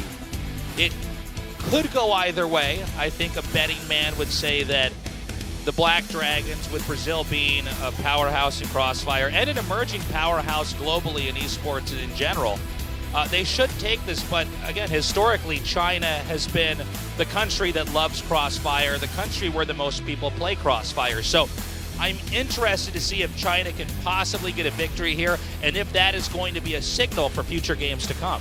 Yeah, but Brazil just strong in squad, and Black Dragons, they've won way too many tournaments, regional tournaments, but Brazil's known to be one of the best country with Crossfire, so you can always trust on them. And getting DCC out from Mystic Gaming into Black Dragon is considered to be one of the best roster changes in their history so far. Then this squad right now on your screen is supposed to be the best squad ever for Black Dragons. Not just Black Dragons, Crossfire in general. This is the superstar squad. Black Dragons have just come in and shown the world what they can do. They are great on the offense. They are impeccable on the defense. It's going to be hard for anyone to go against them. And Super Valiant are easily the hardest opponents they will face this tournament. Super Valiant here trying to cause an upset here, trying to take some games off this just impeccable team. But of course, Super Valiant Gaming, already had 2 of their games exposed. We do allow the Black Dragons to watch the other tournament games as they unfold. I'm wondering if maybe they gave away too much of their playstyle. What do you think, Chikla? I think they gave away way too many of different strategy where Black Dragons will actually be thinking about a little bit too much. And we do get to see the map ban pick. So the map ban will be Ankara here for our Chinese team. The Brazilians banning Black Widow, interestingly enough. That's our classic Crossfire map. Subbase, Compound, and Port, if we do have game number 3, will be our maps. We've already had some very exciting games on Subbase here, with A site being one of the favorite locations to raid, but we do see some great plays on B as well. And we are moments away from starting our match. Exciting news, because Compound is usually not a map where we see from China. Actually has to be played because it's going to be on the second map.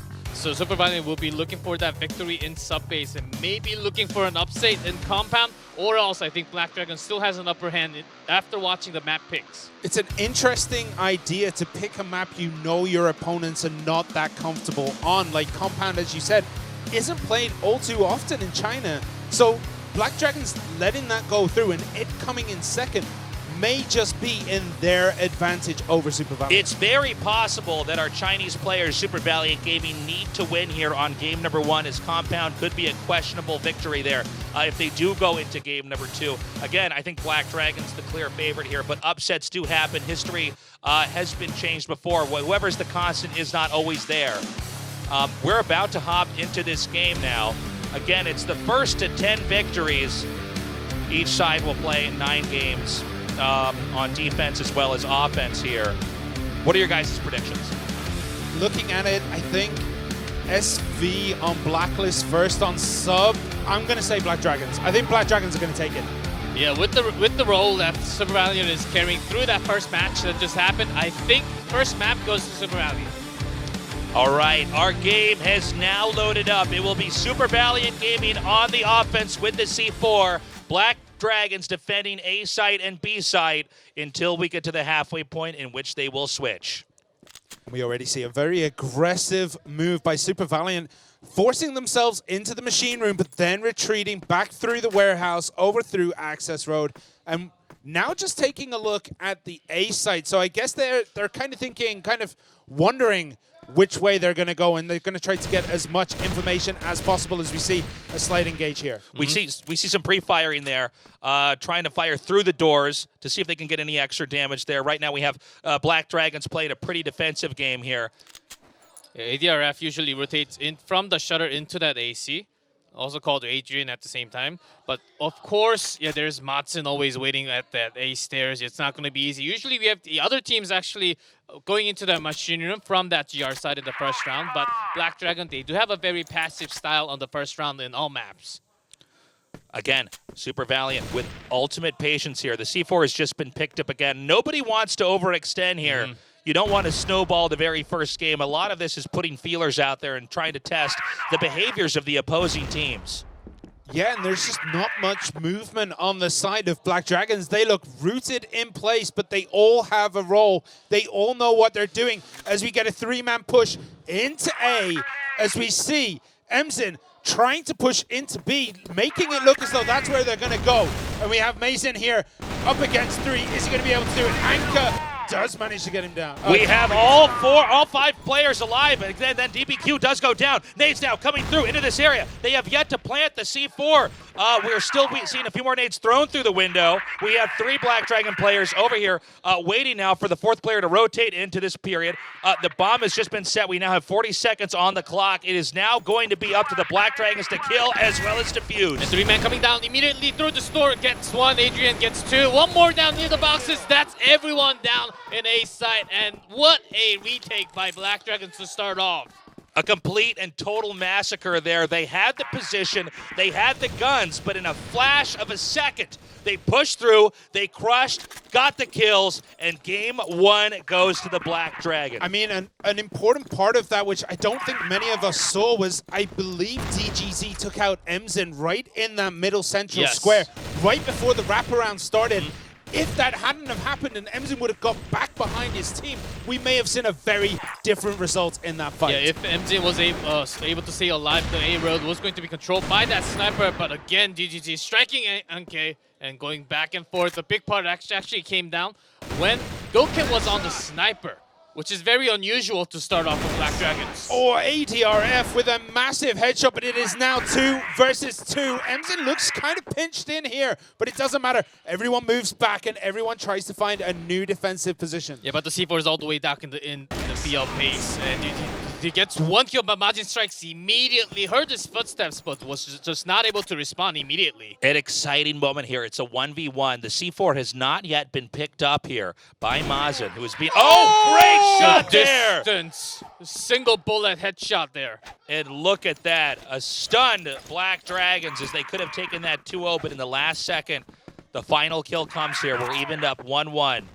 That was absolutely insane. Mason didn't even look like he had the sight on Emzin there and just got gunned down before he even had a chance to react. That was absolutely insane. Goken still staying with that sniper. I think the Black Dragons are really trying to keep the long distance shot, and this road, especially the 2 doors into that A road, locked down with no one actually passing through, gives a lot less stress for ADRF to actually get that control towards the A site. DGZ has taken a little bit of damage. He knows there's people around there, but he does have a nice sight on B, and any of the rotations that, you know, Black Dragons might be doing through that corridor. It's our quietest early game so far. Not a bullet shot. As we see Anke beginning to inch in here, coming up through Shutter, just by control room. They're going to try to come through the opposite side of the A room. It looks. C4 now edging in here. I think we're moments away from Super Valiant Gaming pulling the trigger. Yeah, Emzin is in a very, very aggressive position right now, stuck in that vent. He's going to drop down, probably onto ADRF, but ADRF gets a sight of him there, I believe. Grenade goes in. Emzin has no escape. But Emzin gets the kill. ADRF is down. DGZ is down. Mason is down as well. It has all gone wrong for BD in this third map. Beautiful play here as we have Super Valiant Gaming basically securing A with ease here. I mean, Black Dragons is an amazing team, but can they really 1v4 and get the defuse? I don't think so. Yeah, Black Dragons, they were off to a better setup in terms of defense, but they failed to deliver the shots in individual fights there.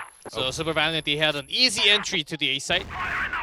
Okay, they're going to nade this area. They know that he's going to come through here. And an easy kill, an easy close. And this does mean that Super Valiant Gaming is taking the lead against the former world champions in the past here, Black Dragons. I mean, pushing down those stairs, even when it's 3 versus 1 is difficult. But when it's 1 versus 3, that one man coming down the stairs has next to 0 chance of getting anything done there. Maybe a kill, but that's like the maximum you can actually get against all the 3 men. And a pretty quick rush by Super Valiant, but stopped by DZZ and Madsen immediately. Again, DZZ putting bullets in every single body. Maybe a little bit too greedy there by Super Valiant. I think they took A that one time. They decided they could do it again this time around. Now it's DBQ and a role reversal here from our last game.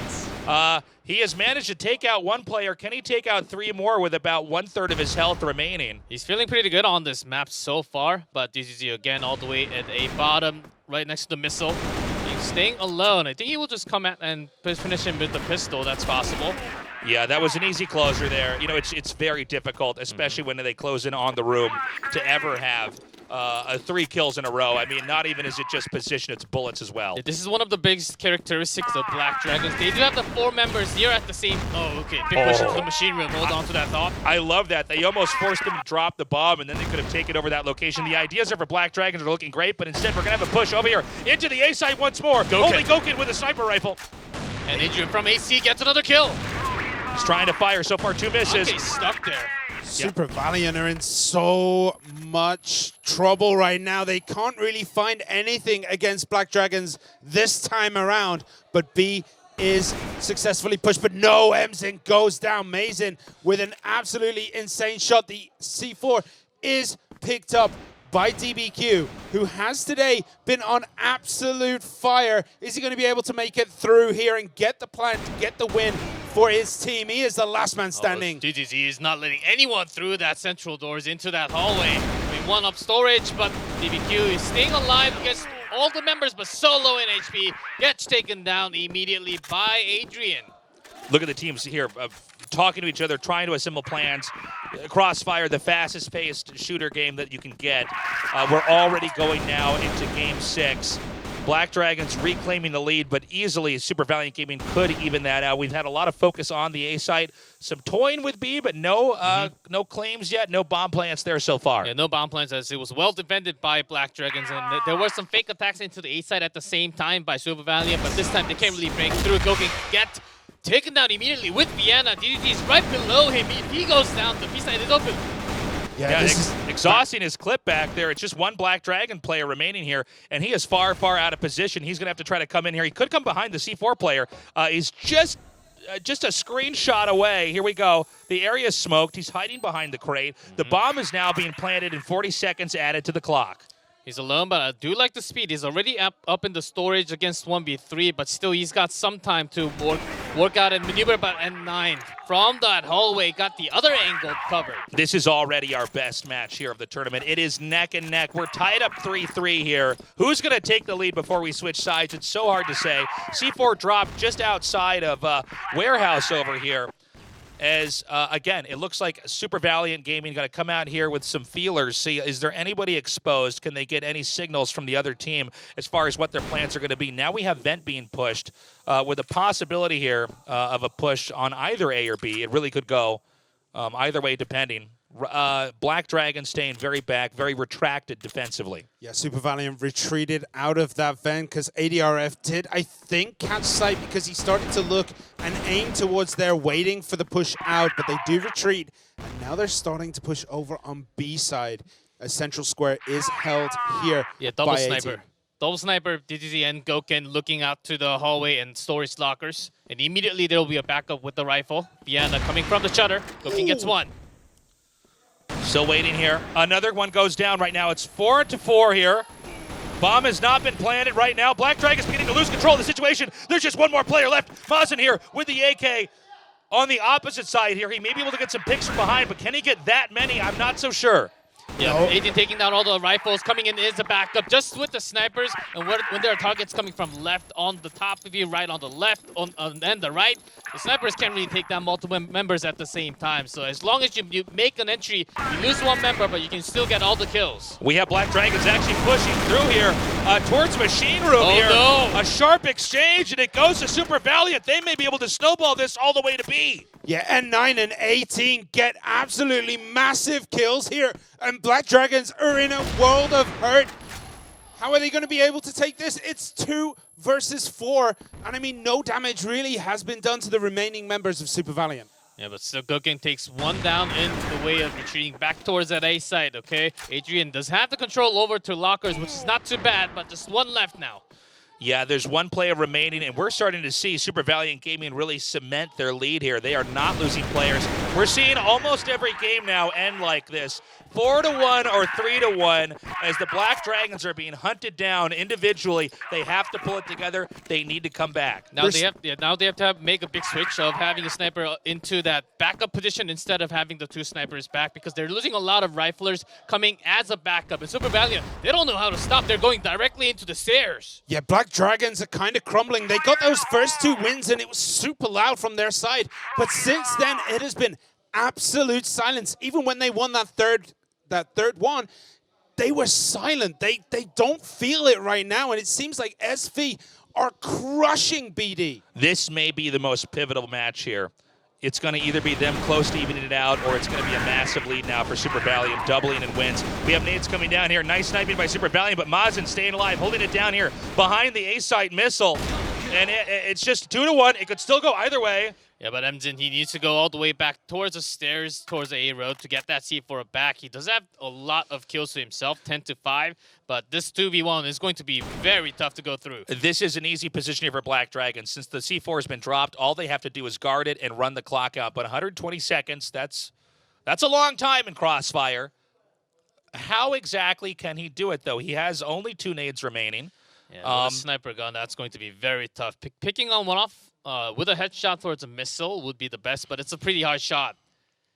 He's looking for it, though. Doesn't get it, and It's Black very Dragons get their fourth. And this means it could go either way. A tiny lead here for the Super Valiant Gaming.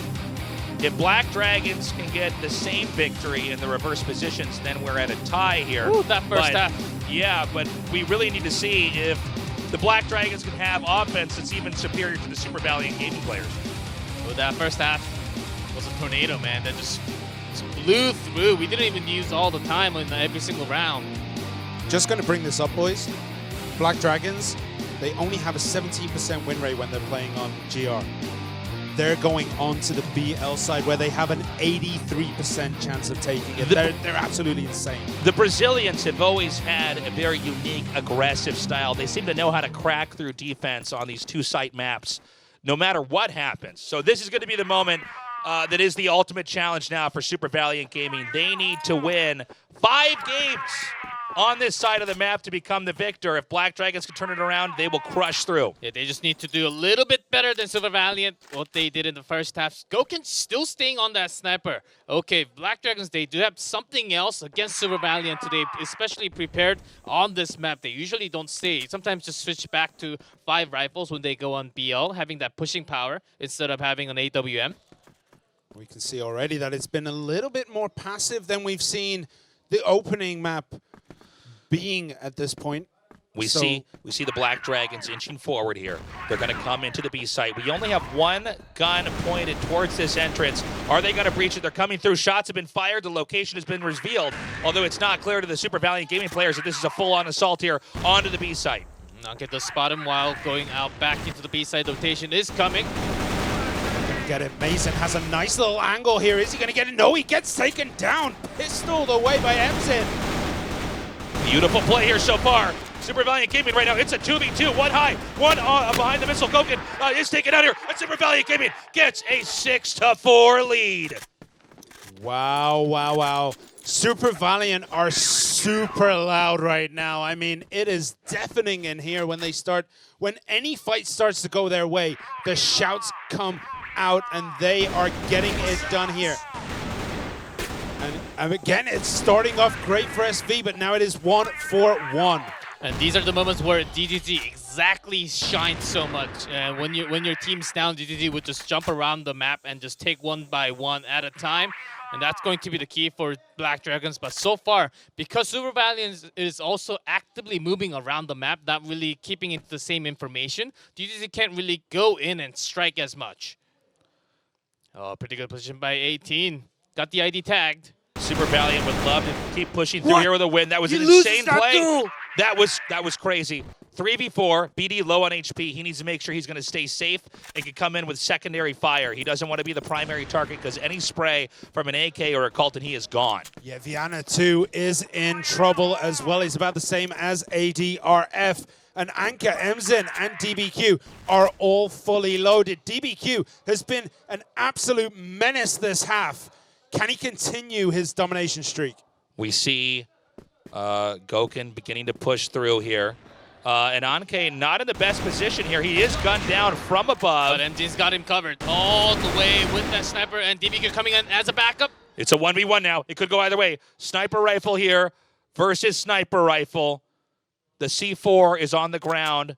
Again, it needs to be reclaimed and planted, or we need to have a kill here. This is a weird spot with that C4. Vienna is going to have lots of second thoughts of going in. He can try to go into the hallway, but he's very low. And from the hallway, pistoling him down is going to be an easy job done for Emzin. Such a tense moment here. We see the crouch peeking as Viana is beginning to move here. Again, ambiguity over on the side of Mezin as he's not sure. Did he go around? Is he coming behind me? He's going to abandon the C4. We see our Black Dragon player inching in here. If he can get the C4 in the next 15 seconds and plant, we'll have another 40 added to the clock and it'll become a diffuse round. Yeah, but he might be trying to find a kill instead. Emzin did go all the way into that A road, now retreating back into the B site.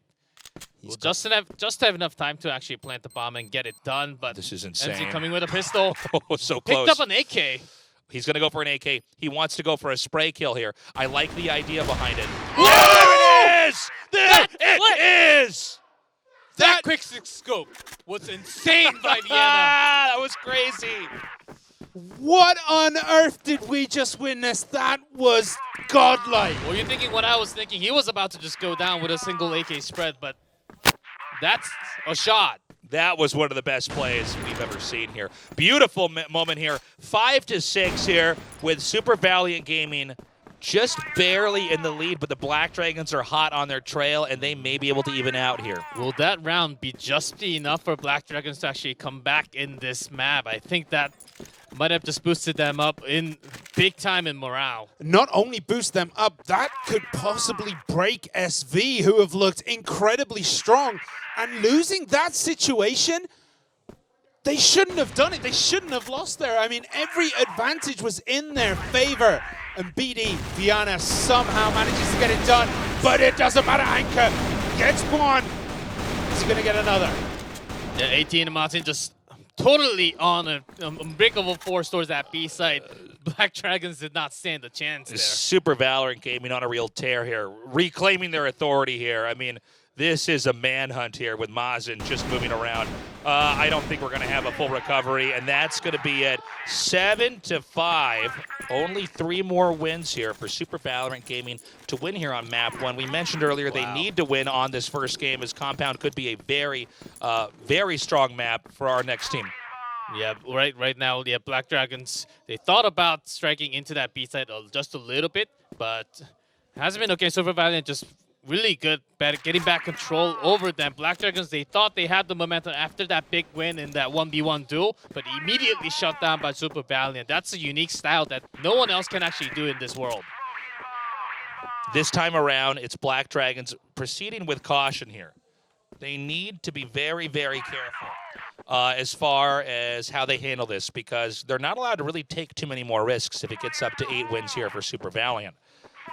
C4 is slowly moving down here through the bottom area towards A Road. Are they going to go for an invade? We have nobody parked under the stairs this time around, but we do have 3 players with good instinct here. Super Valiant Gaming ready to try to defend. 1 player goes down. It's now a 3 versus 4. Woo! The Black Dragons now down to just 2.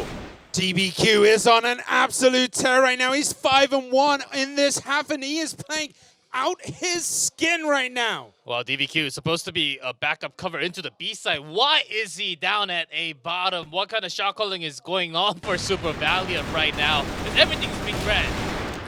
Oh my God, Black Dragons is feeling it. It is an 8-5 lead. That is insane, and you can see the tension here with the Black Dragons. They know it is no more mistakes. There's no going back here, or they're going to be down now in the first map. But how do they do it? How do they play? It seems like every time they have a good run, suddenly Super Valiant Gaming crushes through with 3 more wins. If Super Valiant Gaming gets to 9 games, all Black Dragons can do is try to tie it up. Yeah, I mean, they're just looking all at sorts. They can't really seem to get a grasp on sub-base.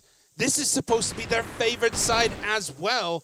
And they've got 1 against 3 right now, and SV are just looking like they are dominating Black Dragons. The Super Valiant Gaming, they're not even blinking towards the bait that Black Dragon is trying to do towards that B side. Immediately stayed with that 3-man A bottom. That's usually not the tactic that they would do. And they're spending a certain amount of their grenades trying to draw attention there, which they can't economize later on.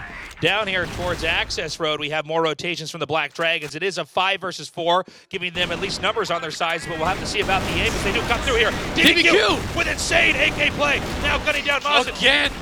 Oh my word, 4 DBQ! It doesn't even matter if he doesn't get that last kill. DBQ absolutely manhandled Black Dragons. Black Dragons are supposed to be the strongest team. DBQ is making them look like chumps. Yeah, he stayed on that behind that 5 box for such a long time, listening to all the sound if they're actually coming at him or not. He got 2 of the members on the retreat and followed them with a pistol too.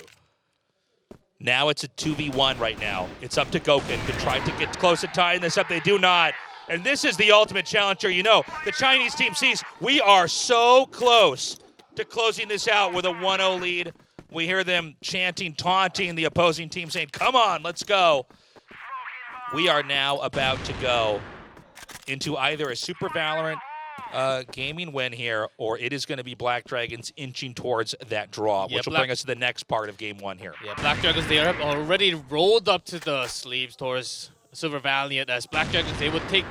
They would love to take a longer time getting picks after picks using DGG, but Super Valiant, they're actively moving around the map, not letting that happen so far. Yeah, Mason already gets clipped, so he is down quite a chunk of HP. And I mean, DGZ eats a grenade there as well. And Super Valiant are untouched. Super Valiant right now just needs to run the clock out. You know that Black Dragons will probably overextend in one of these games. They've already done it several times so far. But can Black Dragons maybe pull it together? Maybe Super Valiant Gaming can be knocked out one by one. Or maybe one strong push comes through with adjusted aim here for the Black Dragons, and they can start to get closer to that 9-game set that they need to get here in order to try to steal that win back here from the Super Valiant Gaming players. Yeah, from the rotation from Black Dragons, I feel the nerves, I feel the tension right now. One more round, that's just it for Black Dragons. They're making a very late decision now, all the way down to a minute mark. And Super Valiant, they're ready for a push. 2 men near AC, 2 men bottom all the way back in A bottom. Yeah, but look who's waiting for them. DBQ is in that little corner. The grenade goes out. Is he going to be able to do more magic? He gets 1. He gets 2. Doesn't get the 3rd, though, but BD are all in. But N9, 18, they're still there. A-side is taking control. Super Valiant, they have done it. Only a single member, Mazin, super low in HP, 21 left. Mazin needs to do it. I don't know if he can. He's trying to hunt. He's trying to look around. He just needs to take them out one by one. He does not get that kill. And game 1 goes to Super Valiant Gaming. The upset has started. Super Valiant are absolutely insane. They made Black Dragons look amateurish. They just did not look good on their side. It almost looked like the Black Dragons were too anxious to try to gain ground, where in reality the defense from Super Valiant Gaming was impenetrable. Yeah, Black Dragons, especially starting from the GR, they get a lot of favor, a lot of number advantage by letting DGG go around the map, either A or B, and getting those pick-off at the beginning of the round. But Super Valiant, they're not waiting. They don't want to wait. They lose a member, but they still dive in either A or B. They can lose a member, but they can always strike back with better skills. But now we're going to go to the map compound here. But first, let's take a look at these highlights. This was a very exciting game, but a lot of this was just Black Dragons running through a wall of bullets. I think they had a good start, but as much as it was about positioning, a lot of this was aim and gunplay here from Super Valiant Gaming, just completely unstoppable. Not just that DBQ. I mean, that guy is on fire. Match 1, he was just dominating everyone. Now match 2, he's here again. And he got that massive, was it 3-4 kills? The guy is nuts. How is he doing it time and time again? There's the 3rd. There's the 4th. Ooh. Why is he so good? This is so cool. We have the beginnings of an upset. A lot of today has been close matches, but again, score-wise, what you expect. But here we have our Chinese team. They might even 2-0 it. I don't know. This is surely a surprise for both, and the fact that Super Valiant didn't play as much in Compound might actually be okay, because they did not let any of their strategy out to Black Dragons as much compared to how many times Black Dragons actually played in the qualifiers, in Brazil section, and all those Compound games. So this is totally still possible for Super Valiant to actually get a 2-0 victory in this matchup. Going on to Compound, a different map requiring different strats and different play styles. Can the Black Dragons bring something different? And what else does Super Valorant Gaming have here? Again, their aim and firing was just better. I know it's a shooting game, but a lot of times we talk about how you can fake people out with smokes and how you could try to sneak into positions, but a lot of times when the gunfight came to it, they were just clicking on heads faster. Yeah, I'm guessing that Super Valiant, they would love to get that control over to the double pillars. They're focusing 3 men. Not even keeping 1 man out in the B side, just going for the baits. Couldn't get anything done, and Black Dragons, again, the collapse is happening. They are down to 2 members against 4. And those 2 members, they're in Central Plaza, and it's not looking good for them, is it? Not so far here. Black Dragons down 2, but let's see how they approach this. Again, it just seems like they hemorrhage players here and there. They're going to try to instead just try to push through here near Central Plaza. Yeah, through the narrow passage. Yeah, just going towards the A long, which is exactly what you do with the sniper on this map. But the rotation from Super Valiant is so much faster. N9 is right behind him. Oh, look at this. You're He has kidding all me. the time in the world. He was just That was cooking with so which one do I go first? sick. Which one do I get down first? I love it. He comes in there and says, okay, 1-2, and I will take you, and we will take the round. Black Dragons, I don't know, man. They seem to be completely on edge here. They're usually and really good at responding to the different strategy of the opponent. Usually after getting few rounds down, maybe even a map, they can adjust really quick. But against Super Valiant today, that's totally not happening yet. I mean, allowing that to happen, N9 could have sat there, read a book. He could have, you know, filled in the crossword puzzle. He had all the time in the world to decide what he was going to do. And they didn't even hear him coming. I mean, Black Dragons are in so much trouble. It looks bad. That looked like a pub game there. When they came up from behind, it's like, these guys don't even know I'm behind them.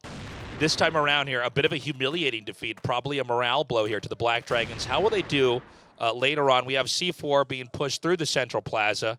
Will they try to sneak into A here? This round needs a big moment for Black Dragons to restore the morale, like to restore their pride, because, as you said, that was embarrassing. Right. Yeah, Black Dragons, they have to use a lot of their resource because they haven't spotted any of the members of SV, and they thought about some boosting, but there has been none right in the middle. ADRF is down, Goken is down as well. Emzin is down on the side of SV, but it doesn't matter. 3 against 2. 18 on a chase. 2v2 here. It's a battle over in these narrow corridors here. And once again, Super Valiant Gaming remains victorious. And look at the tension here on the Black Dragons. This is not what they came here. These are not the results they wanted to have. They came here to win, and right now they're down 0-1, and they have not won a game yet here on Compound. Yeah, the fan favorites, which are BD. In chat yesterday, everyone was saying BD are going to completely wipe the floor with everyone. And SV are here, making a name again for the Chinese team. Was just peeking out towards that A-long into the plaza section. Into AC and getting that single bullet shot, headshot. They're on fire right now. Like, every single one of them are just on another level. Whatever they're doing is working out. Black Dragons, I think it's okay to be super passive, just working through on the map and having like 3-4 men put together, and then sweeping the floor slowly on this map is actually the key to come back in this matchup. Well, we said this before. SV are just on fire. Their first match, their second match, everyone is playing out of their minds. Everyone is basically positive in KD. But when you look at Black Dragons, everyone is in the negatives. No one is having that standout performance that you need to have in these matches. Another Black Dragons player bites the dust.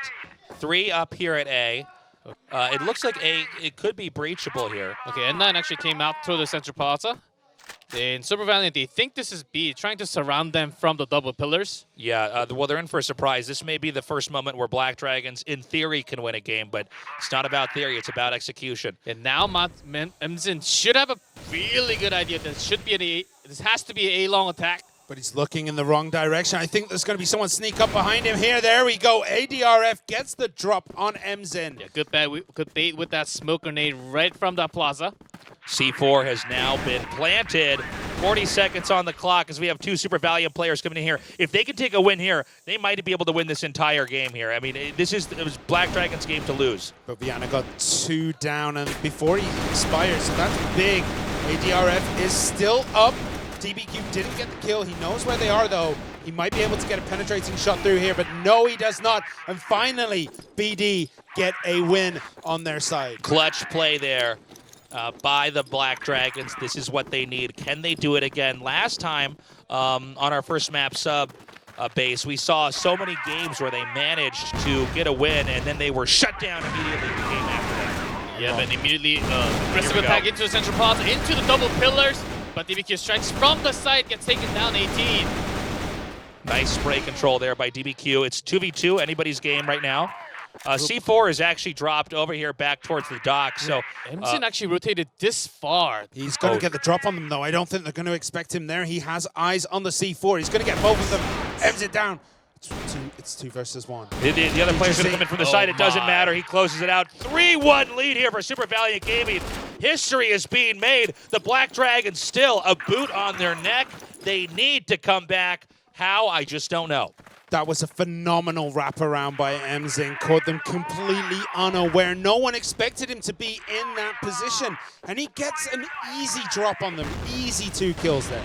Yeah, I think Black Dragons, they just have to let go of double pillars 100% and then control the central plaza, look for the boosting potential with some flashes and check that, and then go towards the A side just like how they won the previous round. That's supposed to be one of the best strategies when the GR side is actually on the push, because well, the more Black Dragons wait on their spot, they will get those free kills.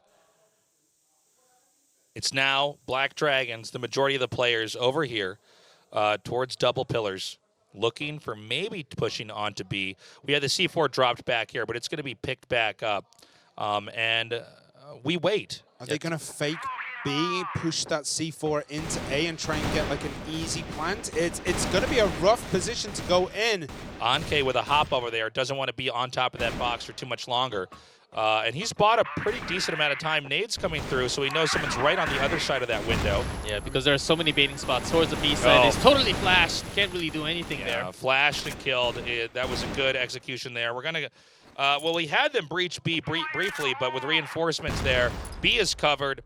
The question is, will Super Valiant Gaming notice, the amount of time they haven't been there? Maybe this will be a rotation over to the A site. 53 seconds. They do need to find a location to plant soon. If Black Dragons, they go towards the mid and go back to B side, I think that could be one of the smartest decisions. And immediately into A doors. Here we go. Big engagement. Emzin gets ADRF. Mazin managed to get 18. Emzin again, another kill. Gets Mazin with the pistol. C4 is on site but has not been planted. The C4 has now been cleared. It is dropped on the ground, and now it's just one Black Dragons player remaining. Gokid needs a miracle here. And with 20 seconds on the clock, I don't know that he can do it. He needs to go all the way around the back to get that C4, and there are going to be members of Super Valiant in waiting. It takes time to kill players and then plant the bomb. I mean, when you're not holding the C4, there's that many players, it's pretty much impossible to recover. This is an absolutely momentous collapse on the side of Black Dragons. They are just falling apart at the seams. What do they need to do to come back into it? Because everything they are trying is just falling apart. Yeah, Black Dragons, DZZ, one of the best snipers on the world, quiet with 0-5. They need to have better setups so that he can actually get the kills. That's exactly going to start if they can get all the rifles to stay on put next to him. So make sure when he goes down, there's at least 1-1 trade against Super Valiant. Black Dragons again here with control in the middle. But they need to find an angle in which they can actually come. And Super Valiant Gaming really having a very good feel on where Black Dragons is. I think they did a lot of their homework here way before this match started. They really seem to know the play-by-play moves here from the Black Dragons. But here we go, going into A now. And A is fairly exposed. This could be a location that would be taken. Oh yeah, certainly a better setup with the DZZ just having A long, totally controlled. If anyone peeks out through that A door, it's going to be covered. Perfect timing with that smoke. Again, Super Valiant, their shot calling today is amazing on compound. Yeah, but Super Valiant, they had eyes all down that central plaza, and I don't think they caught the rotation into A site, but Black Dragons didn't decide to do anything with it. They haven't done anything with it. They got into a great position and have just held off and moved back into this central plaza. So now they control the middle of the map. As Super Valiant, they're pushing over their base and pushing back into A. One down. DGZ is out already. They bait, but the rest of the squad actually reaching into that B bottom. Next to the servers, they have made it in C4, being planted with 35 seconds left now. But this is a weird spot. The C4 is planted over here. Super Valorant Gaming needs to get back into this area. It's pivotal here that Black Dragons control this. They should be able to do it. There's not that many entry points over here. With 3 rifles, I think it's totally possible for Black Dragons, but N9 is always pretty strong. 9-2 right now. If anyone can do it, he can, but 18 has to help enable this to happen. He might be able to wrap around the back. Gets one, doesn't get the second. And Black Dragons get another win, but a very muted response from Black Dragons compared to what we have heard.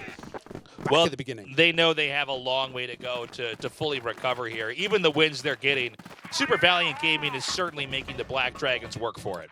Yeah, it's a lot of work for it, and there was one wrong shot calling by Super Valiant, and you can't really get everything right with the rotation. So it certainly did went better for Black Dragons. I would like them to try that mid push into the B side a little bit more, understanding there are quick rotation into that A long when DGZ is there.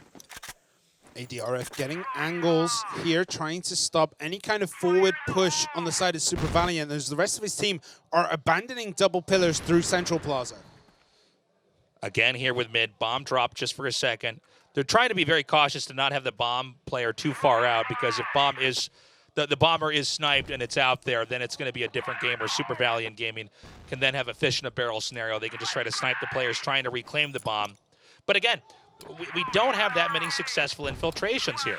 Yeah, we have Black Dragons using a lot of their resources again, knowing that Super Valiant, they love to boost near that A entrance from that mid alley. Wow. Shot through the smoke there. Beautiful play.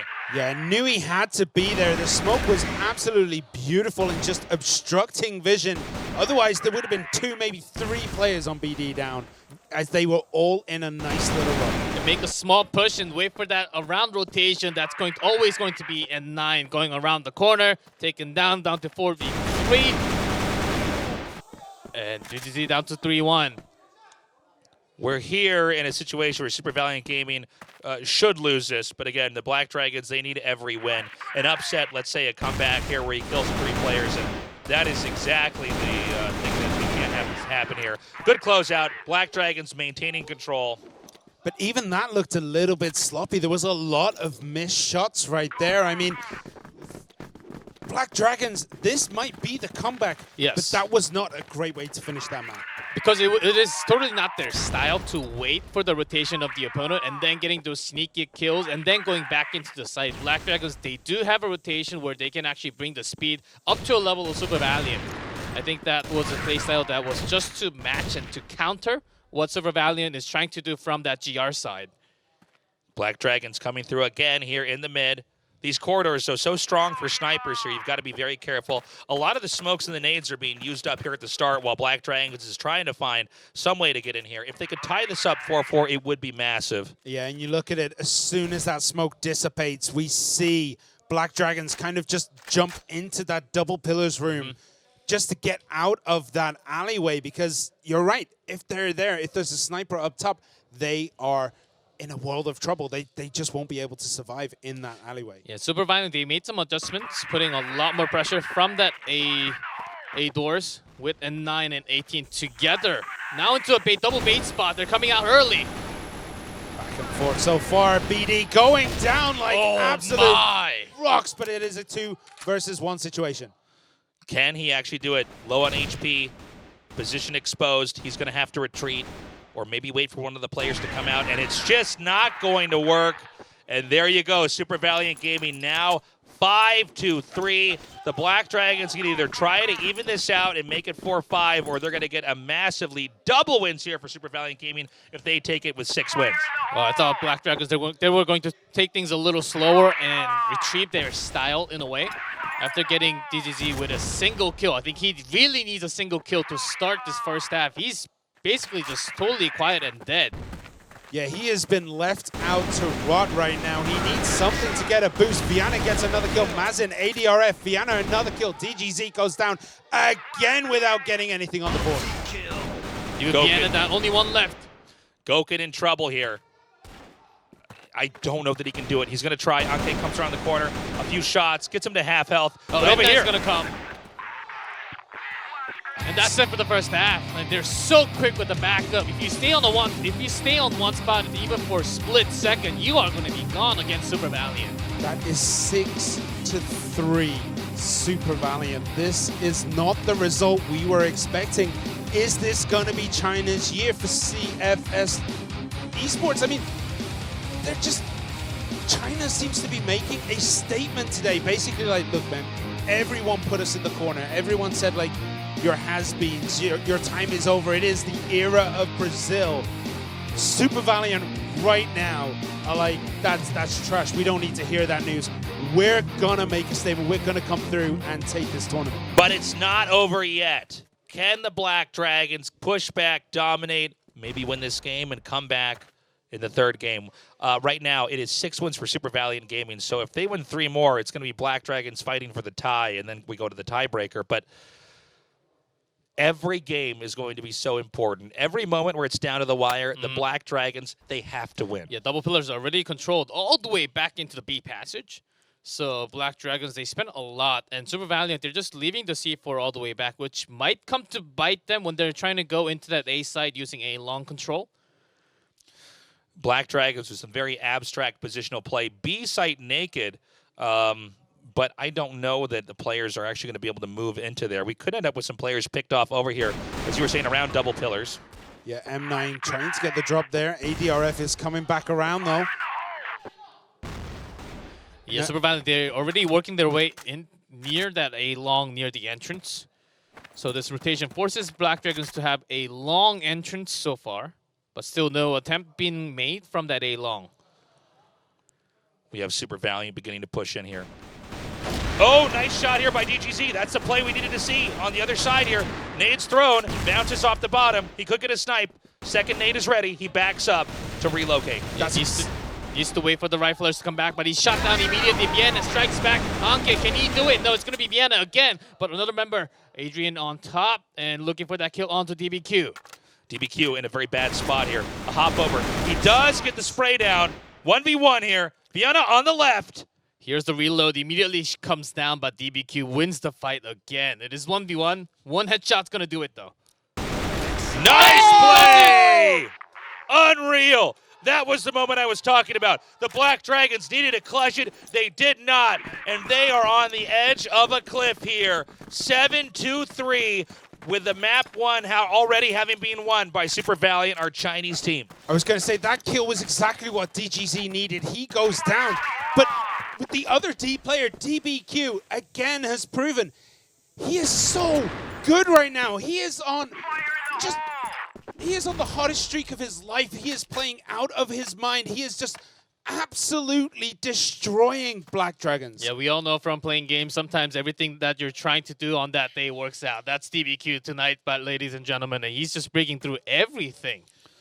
Another move here through Double Pillars by Super Valiant Gaming. They are close to clutching this out. The Black Dragons know they need to have solid defense. We have some hopping going on, some hop peaks. This can be the perfect flashed. entrance. They're flashed, but the flash is wearing off. Now the grenades here, putting them a little bit over half health.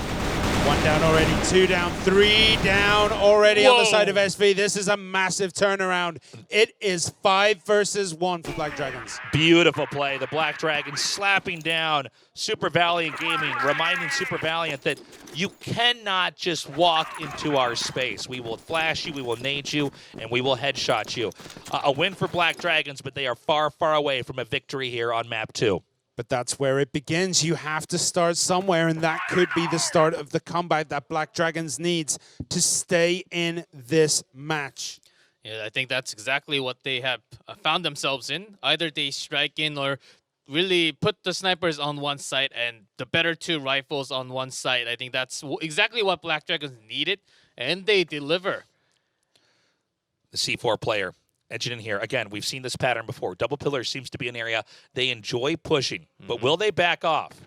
We are moments away from a possible gunfight here. Nade's being chucked in here. Vienna may hop to the other side of that door to get a better position. And there will be a flash when SV wants to rotate into that small B room.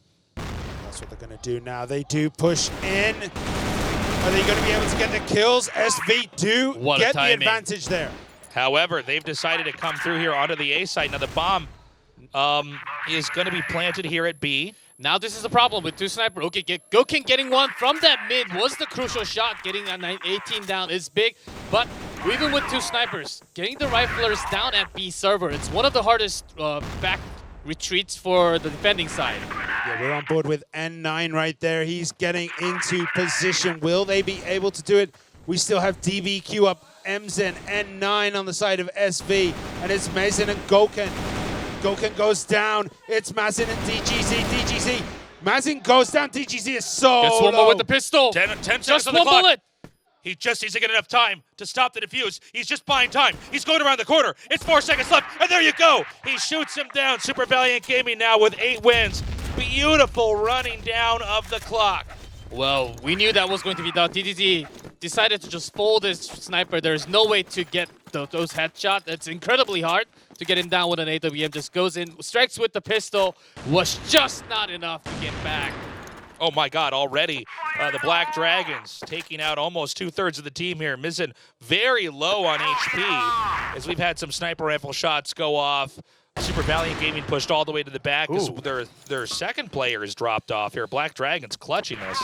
Yeah, they kind of turned it up to 11 right now, Black Dragons. And SV, I mean, they're 1 away. They have plenty of wiggle room. They have plenty of time just to, you know, try a few things out to close this match out.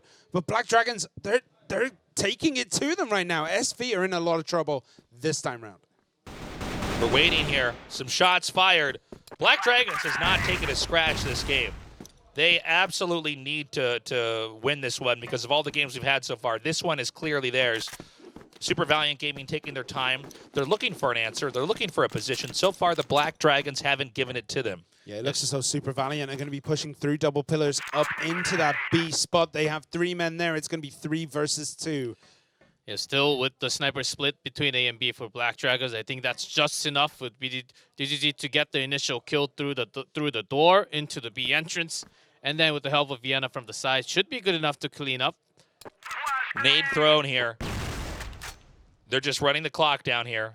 The Black Dragons actually are almost out of grenades on their side. Oh, missed shot there. 45 seconds.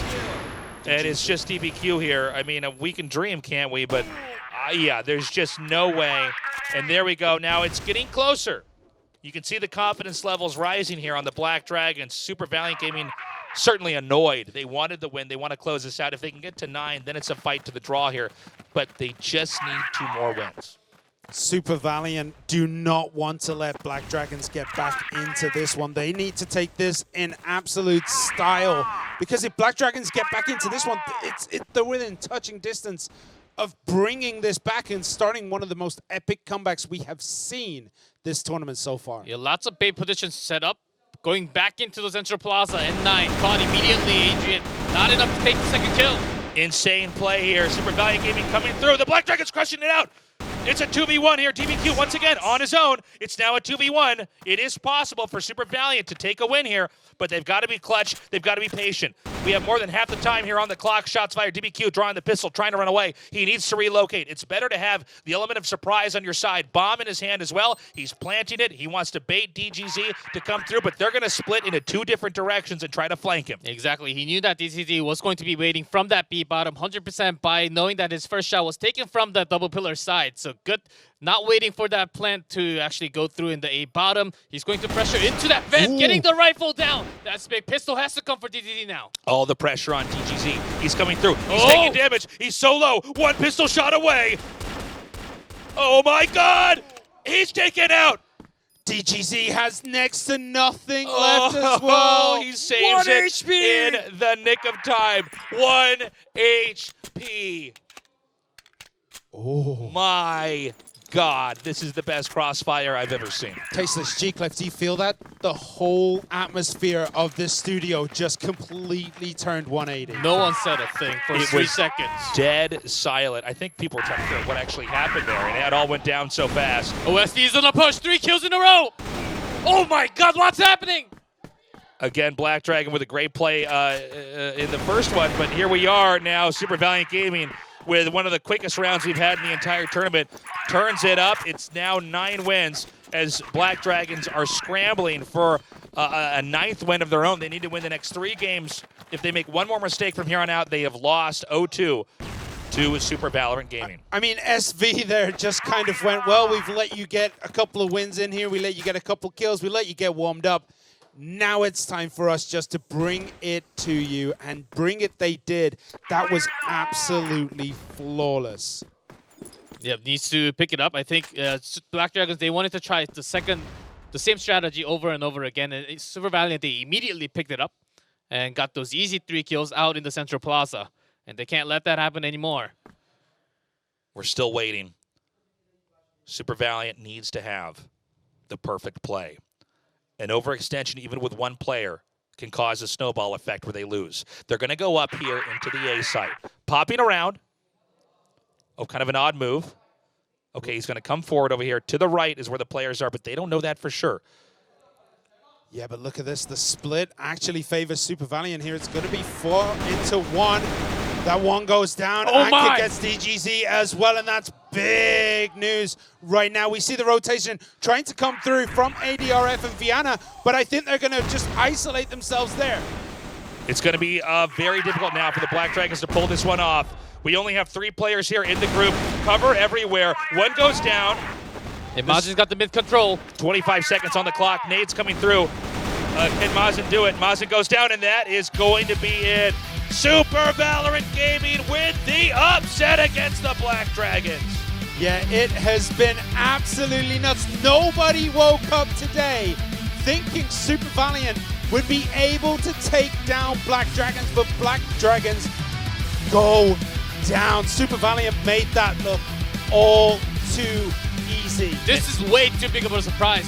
Black Dragons are known as the best teams to react to a different strategy, but today, against the force of Super Valiant, they were just not able to deliver anything. They never looked this weak on stage. That was beautiful play, and now Super Valiant Gaming changing the way that we have to evaluate this entire tournament. The Black Dragons, the former world champions, have been knocked down 0-2. Of course, they're not eliminated just yet. In fact, they have another match in just a little bit here after the short break, but that was the best Crossfire series I've ever seen. That was just insane, but we saw that Black Dragons got absolutely bossed around by Super Valiant because Super Valiant controlled everything. They knew exactly what they wanted to do. They got every objective they needed. They forced Black Dragons to do things that Super Valiant were already ready for. Yeah, Super Valiant grabbing those two big match wins. First place already from Group B. They can just go home and rest until their match tomorrow. They have so much time to look at the third match today and to prepare for all the matches that has to be done tomorrow. What a godlike team to prepare to come from China. Oh, it was just insane. And they really had the full range of play there. And they approached Black Dragons very differently than they approached Lazarus, which was also pretty incredible. Super Valorant really may end up taking the whole team, and China may end up reclaiming the throne here. It definitely looks that way. I mean, the Chinese team here looked absolutely unbeatable. 10-5, 10-6 against the tournament favorites, Black Dragons. This was supposed to be the biggest match. One match that we had to get set all the way up to set 3, maybe even extra round, maybe even a golden round, at least one. But this Black Dragons, they never looked this weak within the past 6-7 months. They're not out yet. They can come back, but this is a real feather in the cap to Super Valiant Gaming. I mean, this is something where you can carry this momentum to a victory. Here's our MVP here, DBQ. 100% deserved. Oh, yes. DBQ was absolutely untouchable this series. I mean, he got everything he needed to do. He went up against 1 vs 2, 1 vs 3, and came out on top nearly every time. Yeah, 37 kills, a 19 death. That's almost a 2-for-1. Usually you don't have that in pro FPS. We're going to go to an interview now with DBQ. Ryan, how is he feeling, DBQ, now that him and his team have managed to beat the Black Dragons 2-0?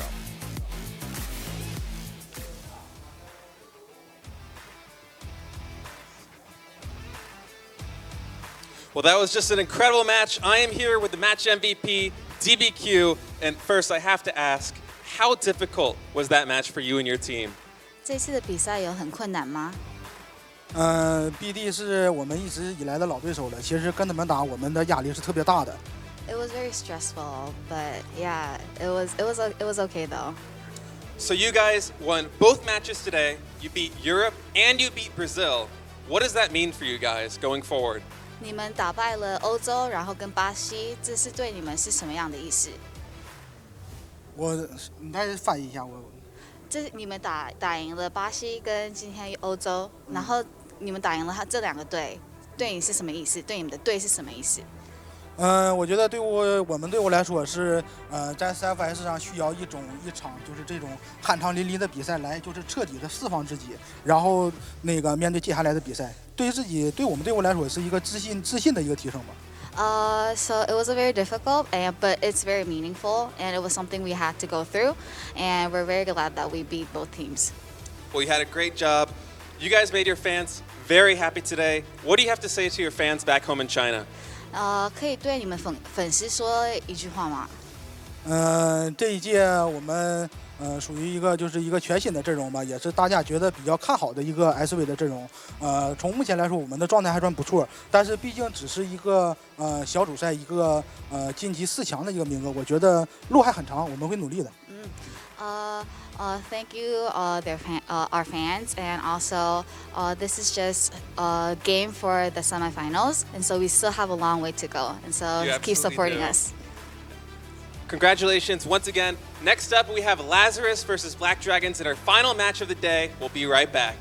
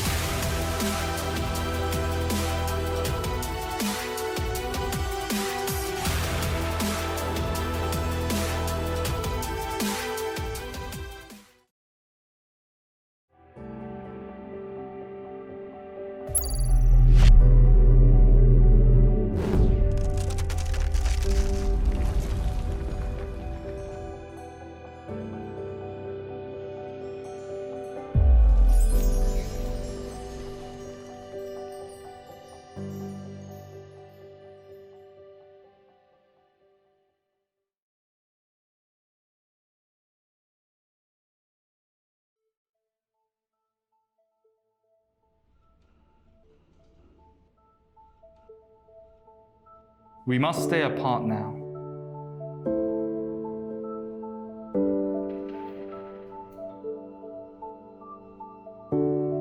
From time to time, we can't feel the enjoyment of being together.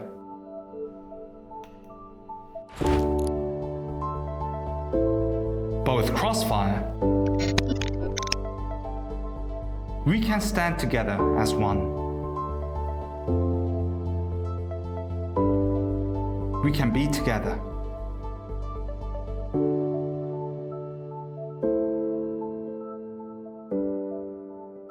CFS.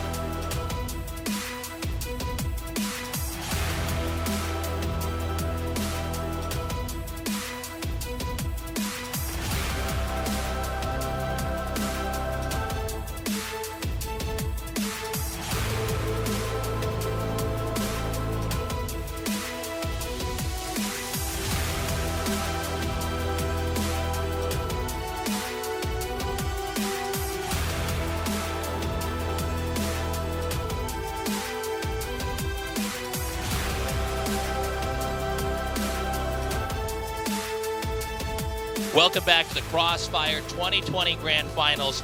We had an incredible match, a huge upset with Super Valorant Gaming dominating the Black Dragons. I mean, I still can't believe that I'm looking at my sheet and Black Dragons barely made a dent against Super Valiant Gaming. I mean, come on, man.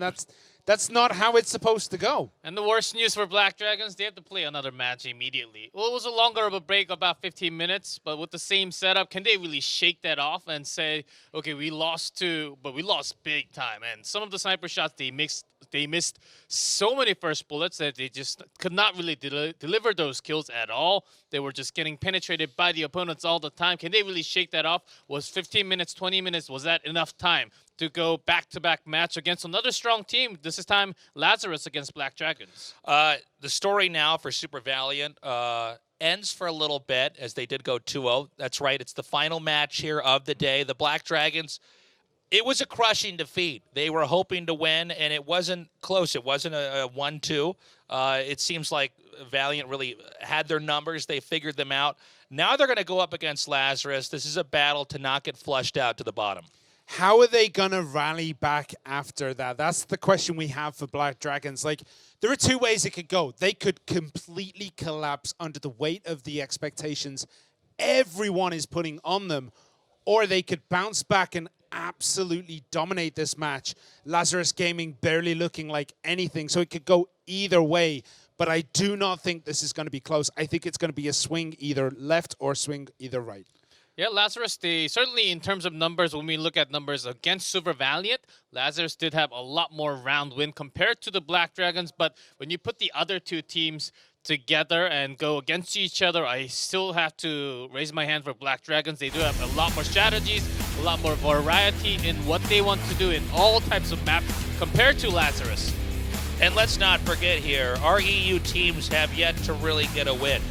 The EU scene has got such a history in esports in general, but especially when it comes to team shooters. So we need to see Lazarus come out here and take on the Black Dragons, but this may be their biggest challenge. I mean, the Black Dragons, they've also been known to bounce back here. I mean, it's not like they're out of the tournament yet. We saw an upset. It doesn't mean they still can't win the whole thing, but they do need to come out on top of Lazarus. How broken are Black Dragons? I mean, looking at them there, they seem in decent spirits, so maybe it hasn't hit them as hard as we maybe expected to hit them, and maybe Lazarus are in a lot of trouble. Yeah, Black Dragons, they have a lot of chances. They have a whole lot of experience, way too much experience to be down this far.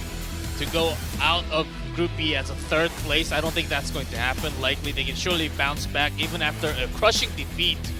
Yes, this is compared to Super Valiant, an easier opponent, and their playstyle does seem to favor in all maps, honestly. Black Dragon should be coming out victorious in this match. We're moments away from getting the maps in which players banned here. I'm very interested in seeing if we're going to have Black Widow here again this time around. And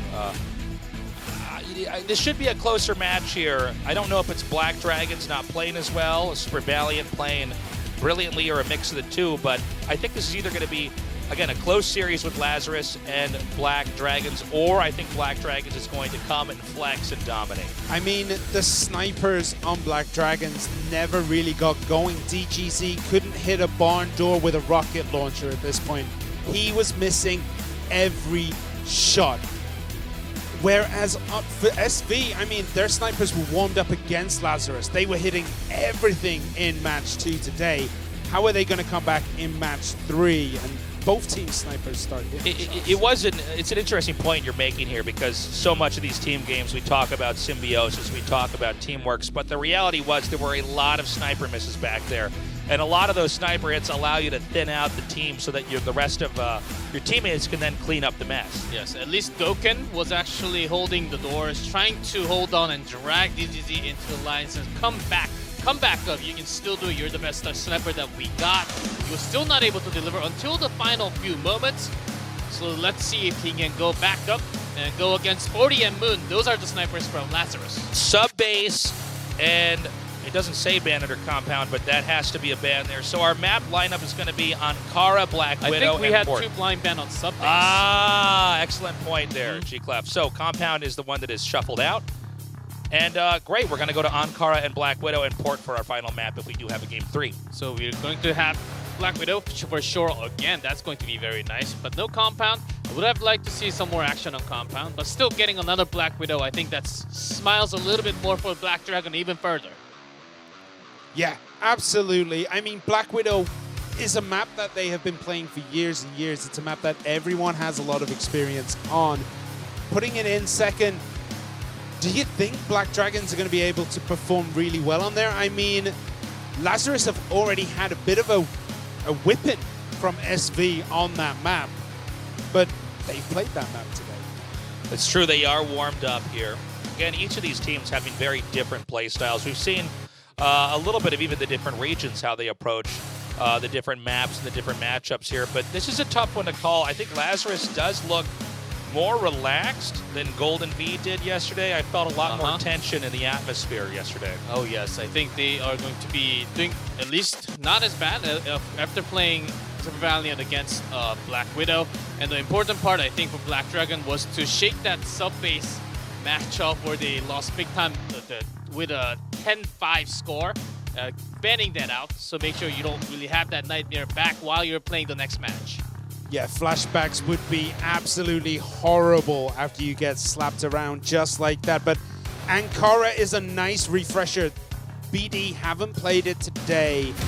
LZ has, but BD will be able to, you know, refresh everything in this match.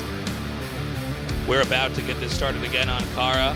We've had some fantastic games so far. Don't forget, guys, there's a little bit under $1 million US on the line here. So it's not just about winning. It's not just about glory. It is also about a lot of cash. So wherever you place is a life-changing amount of money.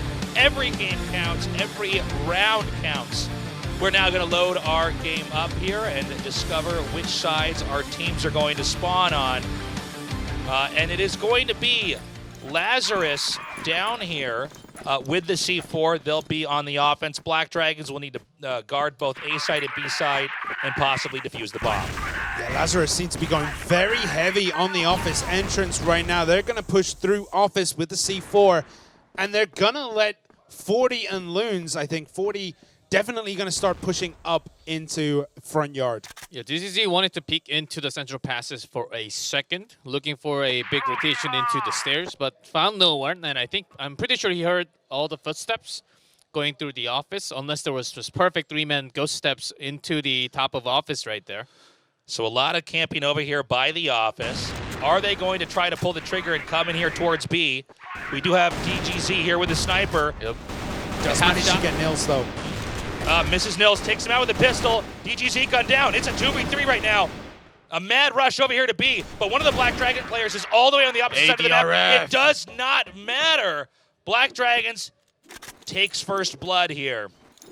Adrian right there with a great backup. He was standing right next to DZZ, just buying a lot of time, covering the other angle where the riflers were going to snipe on, basically dominant, just jump on top of DZZ. Stop from letting that happen. But DGZ misses another shot there. He's done this time and time again. He did it last time as well. Did manage to catch Nils and pistol him to finish. But Nils is, DGZ is just not hitting what he needs to hit. It does seem like the nerves are really hitting DGZ here. He is not, again, if you do it correctly, one click and you've already eliminated a player. So it's tough. He's not doing the damage, again, to allow the rest of his teammates to thin out the team. So this is a slower round this time around. More pushing through the center here with some possible attention being devoted towards A site. B is covered with a three-man split here. So A would probably be the desirable location to hit, but it's going to come down to gunplay as well. I mean, one of the questions we have is how are Lazarus going to deal with ADRF? Look at ADRF stats already 4-0 after just that first round. Yeah, man, I think they don't want to fight him at all. Vienna getting one down in the air duct.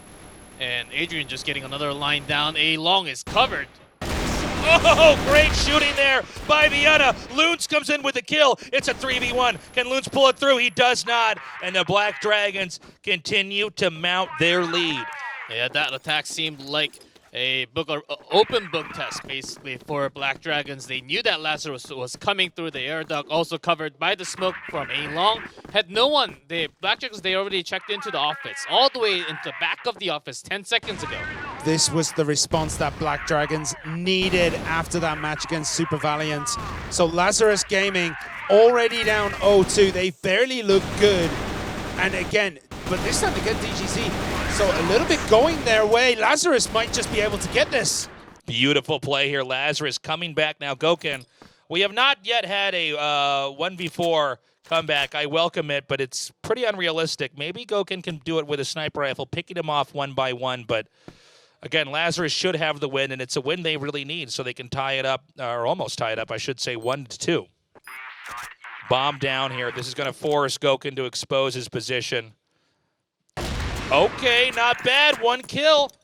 3 more to go. But again, 30 seconds remaining on the clock. Yeah, the big bait spot away from the door, right on the left here, will be the biggest challenge, and he will immediately be caught by Loons there. Gouken doesn't stand too much of a chance when there's a 4v1. You can see the relief here on Lazarus. They do get a win there, and probably a little bit of time to enjoy the moment as it was really Gouken inching around on the map. Let's see how Game 4 goes.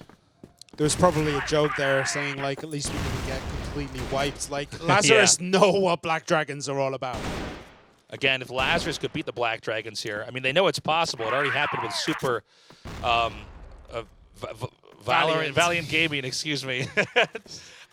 So if they can do it again here, just like we saw our Chinese team do, you know, there's hope. There is indeed. There's a lot of hope, but I mean, it's a rough ask for Lazarus Gaming. Just getting the one, they seem in high spirits. I mean, if they can continue to do this, the pressure might get to them. But Vienna, again, only getting 1 this time. 1-for-1 trade right there. And we already see Lazarus Gaming trying to take A. That's ADRF down as well. So this C4 might just get planted as we see a rotation from Mazin and DGZ. In a bad spot with 2 snipers back into the passage only. This is going to be Lazarus just taking one of them down at a time. Yeah, the bomb's been planted now. The area's smoked. Yeah, it's possible to break through this, but the area's pretty well covered here. Yeah, with a smoke, it's basically impossible unless you get some amazing shots. Okay, the smoke dissipates. There's 2 behind the crate. Using the pistol. 1 is down here. It's a 1v1 now. He does get it. What? The Black Dragons will get the defuse off there. Clutch play. Again, you know, they've got the sniper rifles, but they can switch into pistols if they get the right shots on the right parts of the player. Then yeah, they take the kill, and that is a real problem here for Lazarus, because I think, you know, they had the position, they had the smokes, as you were saying, and the bomb was planted, so they did not manage to pull through, and momentum is now on the side of the Black Dragons. Yeah, we got the feed from DGZ, but most of the work was done by Gouken, catching one with the wall shot towards the front stairs, one more going down the main stairs from A side, which was amazing. DGZ just had to clean up with the low HP member with a shot connecting there, but that's a big morale boost for DGZ and the entire team. But you say that, DGZ goes down instantly at the start of this round. I mean, he was just sniped off the map immediately. So whatever momentum he may have got from that amazing clutch play might have just stopped. Yeah, 40 is still a pretty decent sniper. Along with Moon from Lazarus, they cannot be taken down easy. Some movement here at Central Passage. It looks like they're eyeing the B site here. We could see an invasion come here. It is 2 players guarding here at B. And we need to see if they're going to pull the trigger. It looks like that moment's about to come in here as they do move forward here. But great spray there. 1 Black Dragons player is picked off. We do not have the C4 planted just yet. We have 3 more Black Dragons players swarming around here to try to get into a position. Nades are now being thrown down here. They will be smoking this area over here in the main entrance. Yeah, I do like the wait from Mazin, knowing that they're a member down already. Going on top of them would have been 1-1 trade again, but this allows him to actually retreat and cover. Make sure there's no C4 planted. And the C4 has not been planted. This is a feature of the German teams. They tend to want to try to force the players to dive in and plant the C4 later if they can. Good shooting here. Loons is now down. It's a 2v1, 2v2 here. Around the crate is Moon. Moon, he's able to get the kill there as the bullets do run out. Now it's a 1v1. Gouken with the sniper and LS here with the AK. Whoa! Complete killer. And look at Lazarus. You can see the disappointment. They were a bullet away from winning that game. but that's Crossfire. And now Black Dragons with a 4-1 lead. How much more of a lead can they take? We're going to find out. It's looking like it might just go all the way. I mean, that was insane. There was such a tiny window of opportunity for that bullet to catch a foot, and catch a foot it did. Yeah, that was a late zoom in, so the flick had to be faster to react, which is near impossible with that angle. And I believe that also came through the wall shot through the crate towards the end.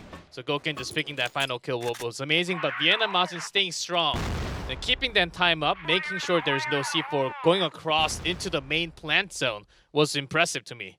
Yeah, ADRF's start has kind of started to peter out a little bit. He went 4-5-0 in that first mon, 4-0. Now he is 7-3. So his performance has started to even out a little bit. But look at the rest of the team. Nearly everyone is positive except Mazin on that Black Dragon side. But still, Mazin's providing a lot of information. They're going down with some fights. C4 ready to go to the B site. The B site is practically naked here with just DGZ in this position with a sniper. He doesn't have any backup. He does get one kill. Can he get any more? Good headshot there with the pistol. So clutch now by that's DGZ. DGZ that we know. Yeah, DGZ is finally back in form. Everything is going his way. Is it going to keep going his way? No, it does not. He does fall, but it is 4 versus 1. And Nils, we saw in the first game against Valiant that he has the skills to do it, but yeah, DGZ, I mean, he just went down. DGZ easily MVP of that round. Yeah, that was a beautiful play there. It's 1-5 here, and you can just read the faces. You can read the room pretty easily here. Black Dragons is once again exerting their strength here in Crossfire. And Lazarus Gaming, they've actually had some great plays. They've got into some good positions, but it's Black Dragons that just manages to crush. Yeah, I can see G-Clef laughing at that grenade right there. It Yeah, was, that was we'll just ignore that and pretend it didn't happen. Yeah, exactly at the moment. The Tasteless has great plays. Like, all right. Can totally happen, especially when your teammates are blocking some sight sometimes. Sure, right. Well, I mean, tensions are high here, right? There's only a few more rounds here on this side of the map. Lazarus Gaming gonna camp over here. They may try to push through air duct. Of course, it's smoked there at the main door, but there's plenty of time on the clock. Moving through, pushing through. Oh! Nearly taking out 4 players there. A pistol moment here. Moon taking some shots. He does manage to defend. Gouken here with the sniper. Loons is just too low to hit. Yeah, it was looking real bad for Lazarus, but now it is 3 versus 3. Of course, Lazarus are very, very low, but BD, they do have some interesting positions. Look where Mazin is on the map. He's currently down in quarters passage. He might be able to just wrap around and push the back of Loons. BD might try to snipe through that main gate door there. 40 and Moon are stuck on stairs. C4, again, not planted here. We keep seeing this with the German teams. They have the position. They're waiting to plant, but this is also not really forcing Black Dragons to try to engage. At this plant, you can be actually shut down from that central yard area from the sniper. That's exactly why Lazarus can't really... Knowing that there are both snipers alive, they can't really plant the bomb, and they don't even know where Mazin is coming from. So they have to take the maximum amount of time, try to get that bait shot, and then get one down. Now DTG is actually going for that yard. He comes back. Does get the headshot there. Gouken does go down though, but it's clear. Oh. Wow. Again, DGZ, such clutch play. Am I wrong here? I feel like you might want to try planting. I know that tensions are high, and you could be planting, and you could get killed in that process, but it does seem like they're giving the Black Dragons a really long time to get in position. Yeah, but 3v3, there's a spot from the yard where Sniper can literally just get a free kill when you're planting, so I don't think Lazarus was... Yeah, when they're out of smoke, out of flash, I think they were just out of resources at that moment to actually go for that big plant moment. You can go for that snipe with a rifle on the opposite side. It's going to be awfully hard for Lazarus, though. I mean, we could have had Lazarus maybe moving out of that zone, trying to get a wrap around onto B instead. That is a possibility, but they just felt like they were too static at that point. Like, when they get into A, they have the site basically secured. They were just very, very static. Yeah, they're sort of trapped in there. That's exactly why we saw Mazin all the way back in quarter passage, going for that bait spot on top of the stairs. Nice shot there, Black Dragons again. Picking off another Lazarus player here. Crouch peeking. Does get a shot down there, so it's a 4v4 here. Are they going to scramble to B, or will they try to rotate back? It's important the Black Dragons do not overextend here. They're rotating themselves as well. Yeah, they're pushing through onto B. Viana is actually in a nice little spot there, but Goken takes down Nils with that snipe. Goken gets 40 as well, and Goken does eventually go down to Loons. Immediately shot down, but was in a really good spot because DGG was pulled all the way back because of those smoke, but will be taken down again before he even gets to react to that shot. Beautiful play here, and look, the blood leaving the faces of the Lazarus players here. They are sheet white right now, as they have only won one game. Again, it's 10 victories, and you've won the map. We have not swapped sides yet, but right now Lazarus needs to have one of the greatest comebacks we've ever seen if they're going to win this. Well, I mean, when Lazarus won that one, they were all smiles and jokes. Like, I think there might have been a joke, like, at least we got one knocked around. Right. That might be all they get from this half. They do get kills here and there. This is representative of some of our previous rounds we've had here with these guys, but the question is, can they get the closeout? Oh, Mason. Almost no HP here on Mason. Yeah, Nade comes down to flash that. 40, again, he could get his head shot right off if he's not careful. Again, it's a 3v3 here. He comes for a cover from the yard side, but gets taken down by 40. A long rifle shot actually wins the fight. Yeah, imagine taking down 3 members of BD and then being left with Viana and Goken right now. I mean, this is just one of those things. Both players on absolute fire right now, and we see everything collapsing for LZ. Yeah, Goken takes 2 more down, but still alive with very low HP 40. Can he actually pull this 1v2? Oh my God, Goken. He's just indestructible, and they're 2 wins away. Look at how quickly this round is going. Now, of course, Lazarus could come back. It is mathematically possible. You could win the next 9 games in a row. Statistically, is that going to happen? Has that happened with these 2 teams that seem to be from different worlds of skill? I don't know. The Faceless. Yes. Dragons, they're on the rage move. Yeah. Not many in the world can actually stop them. It's like their super meter has been charged. Like they took enough damage from Super Valiant Gaming, and now they get to do. It's just in a different match. Now they get to do all the damage over here to Lazarus. This is pretty crazy. So Lazarus is now going to be on defense. Black Dragons will have the burden of trying to plant the bomb. But of course, you have 2 locations you have to defend. So if you're not split correctly, you're going to smoke this. They're actually going to get a clean entrance in here to B. BC we're on board with, but barely gets anything done. Gets a couple of shots, but BD just bum rushing B right now. Now, Black Dragons can't confirm it yet. They're going to see when they get into this location, and it's completely naked. They can just get the plant here. This is a terrible first round here for Lazarus. Let's see if they have miracle play, because otherwise this is going to be a loss. Yeah, Loons is trying to attempt that wraparound. He is coming through the office entrance, but he might just be far too late. Yeah, and Goken's still covering the entrance from the office, so still great shots can be come down, and a pretty good smoke to line. Basically close all the eyes coming down from the yard side.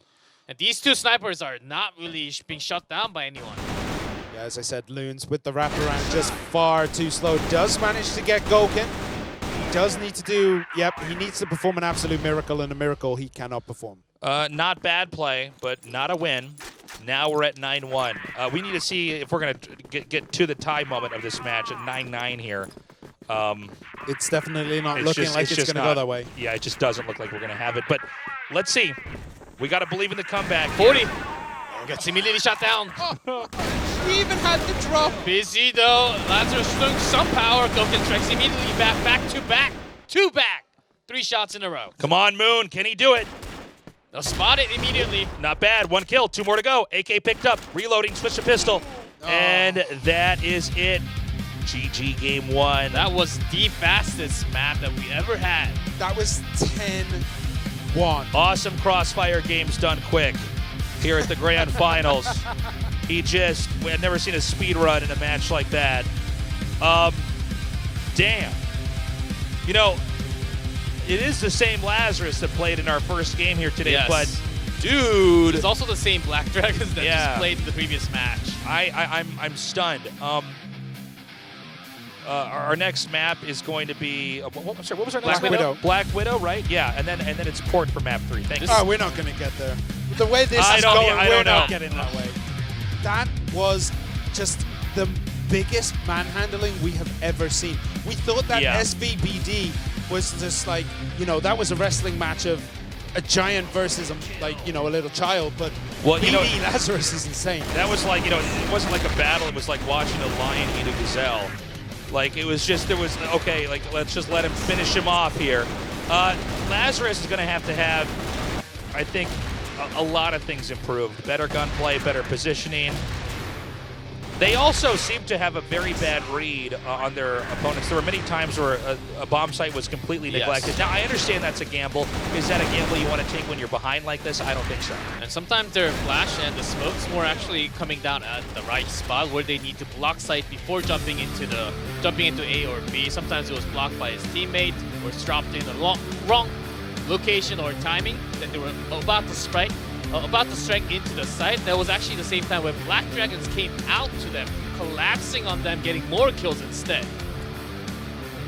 If I'm not wrong, if Lazarus lose this, they will be going against Q9 tomorrow, I believe. Second place of a Group A, I believe. So yeah, they'd be going against Q9. That Q9 look great too. BD are absolutely insane right now. There is no way they should be dominating this as bad. This is a professional world final tournament. These are the best teams around, and BD just made Lazarus look like a pug. Yeah, it was insane. They got clowned on. We're now on a Black Widow, our classic Crossfire map, all ready to start things off. A dead Lazarus player. But again, we have players off and on get picked off. It's going to come more down to the push here from Lazarus. They are the players with the bomb, although the bomb player was picked off, so they're going to retract back here, snag the bomb, and then try to devise a plan for where they can push. Is it A? Is it B? And when will they do it? 40 at least gets one down. DZZ leaving A side totally open. And they don't really care too much as the smoke's already thrown down towards A long. Central Passage, though, does belong to Black Dragons right now as Goken turns around and just obliterates VZ. Yeah, Goken actually came out from the double doors all the way out. And Adrian and Martin is still here. Black Dragons is everywhere. Loons with the kill. But again, it's a game of numbers. Now, this is possible for Loons. He's got the AK. Yeah, The players are split up. They're trying to actually come from behind here. He's already moved back. But again, you got to be careful with these gun swaps. We saw rifle to pistol, back to rifle. You will get killed there if they click on you. Yeah, Adrian had that long rotation way ahead all the way from the BL spawn, from the waterway. So that rotation could not be read well enough. I mean, Black Dragons were also trying to get the pincer there. They were trying to come around, and it looked as though he might have just juked it out, but unfortunately did fall. So now we see Lazarus Gaming pushing through the access road, and they're going to start maybe to push up A long, but it's a dangerous spot to go in with Goken sitting there nice and pretty with a sniper. Yeah, I think Lazarus, their setup usually on the Black Widow is to have 40, go on to that A long, make sure they win the trade, or at least get that information that A long is going to be open, make sure there's no actual sniper from that A long, and then try to rotate with that information. That's exactly what they're trying again here. But because of that small rotation within a corner of the entire map, yeah, Black Dragons, they already cover 60% of the map. We have a very defensive posture here. I think the game plan here is for Lazarus is to see the Black Dragons will get cocky and maybe push out a little bit too far here. But it's looking like Lazarus might be pushing out too far. Nils is Yeah, in no man's land. Nils was really out of position there. There was three, no pun intended, three-way crossfire there. They just completely mowed him down. And now we're going to see a sneak move over here through A long. A long is not covered as far as snipers go. We have, I'm sorry, there's a sniper actually, but it's in that angular location, not in the long spot. Yeah, Goken only covering onto the shelf side. Yeah. And backing up after the flash, great timing. But he's going to be able to get an angle in now. Gets one. And, I mean, Again, Lazarus just crumbled. As far as the engagements go, every time it's like one kill and then Lazarus drops three players. They just are not able they're not even ever able so far to have a coordinated attack on this Yeah, map. I think after a crushing defeat in match number 2 today, Black Dragons, they learned, okay, it's better to have our backup rifles today because our 2 snipers are just not working out together. Let's split them and have the riflers immediately backing up. That's working so much better against Lazarus. Yeah, I mean, this is a completely different Black Dragons team from the last game. Black Dragons, by the way, going for a sweep here through A long. Covering A long, and this is a better position to cover with the rifles here. They may not be prepared. And it looks like Lazarus, one of the players may end up peeking here. This may be the first kill here for round 3. I mean, Nils finds himself in that no man's land again. He is so far forwards, but you can see DGZ, he's looking, he's anxious. He knows they're coming around that corner. Gets the one. One down. That's a half shot. Oh, 2 kills. How far can he go? 3. He's just buying time for his team. Let's get out of here. Goken comes around the corner, helps him out, even with that half shot. That was so sick. And there's just nothing Lazarus can do. I mean, this is just, it's weird because we had a very close series with Super Valiant Gaming against Black Dragons. But Black Dragons, again, it's like this isn't even my final form here. Yeah, the score's still 3-0, but that was like the last nail in the coffin. This is boom, you guys are done. Well, especially when you have them, Lazarus attacking into areas and 1 to 2 players wipes the team. That's when insecurity can set in here for Lazarus, where it doesn't even matter strategically where you're going. They just are able to snipe you much more quickly. And that's got to be scary here for Lazarus, who already got just smashed in game 1. And usually with a sniper gun, you don't really go this far. You never go this far out into the BL side unless you have someone else covering you. Oh my God. May's in here. Can he get a 3rd kill? Nothing is going right. I'm trying to find positives in the way that Lazarus are moving around the map or just playing this game, and they're just not doing it. It's so hard to find a positive right now on the side of Lazarus. They're not even gaining any ground on the opposing side here. We've got one player maybe about going to be our first breach here in the mid. Yeah, so instead, I think they changed all into the rifles, providing that firepower when they're trying to go into either the double doors into midsection or into the waterway, rotating into B side immediately. Are they going to go to mid? I think they're going to go back down here, move through into alley, into A short. That would seem to be the best place to go. There is only one gun here for Black Dragons pointed in that area. Which is weird because they have less information about the snipers. Okay. And they're at A. Well, Goken, again, just able to buy time. He's going to smoke this area now and call for reinforcements. Good shot there. No reinforcements needed, ladies and gentlemen. And look at how relaxed Black Dragons are. I mean, DGZ and Goken were both in that area. And I mean, Lazarus just kind of walked into a bullet wall and got eviscerated. There was just nothing left of them within a blink of an eye. And just like that, again, another body drop. Oh, man! There's no touching Goken.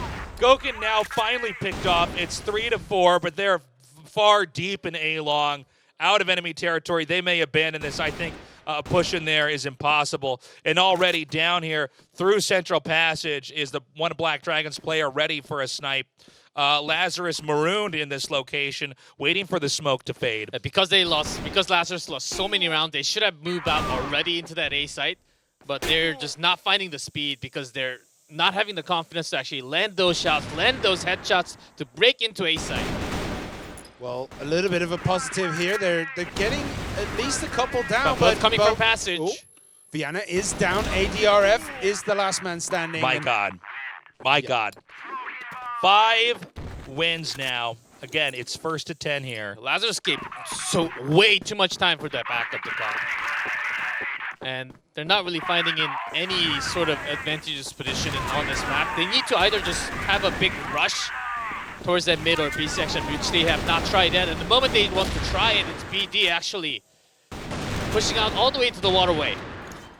That was an uncharacteristic miss right there. I mean, there was no movement, and DGZ did miss the shot, but there's only one member of Lazarus left. 40 is against Vienna, ADRF, and Goken. 40, again, It is on a dream right now that he wins this. But it's happened before. Can he do it this time? They need a win, and this would be a miracle. 1 kill down, 40 at about 40 HP, no pun intended, and he is gone. As once again, Gouken seeming to be the MVP here of this series. I mean, not a single member of BD is negative in their KD right now. That is absolutely nuts. Yeah, finally Lazarus. Loved the move. But again, Gouken. Oh. He actually she came out from the double doors already, knowing that there has to be a push towards the B site.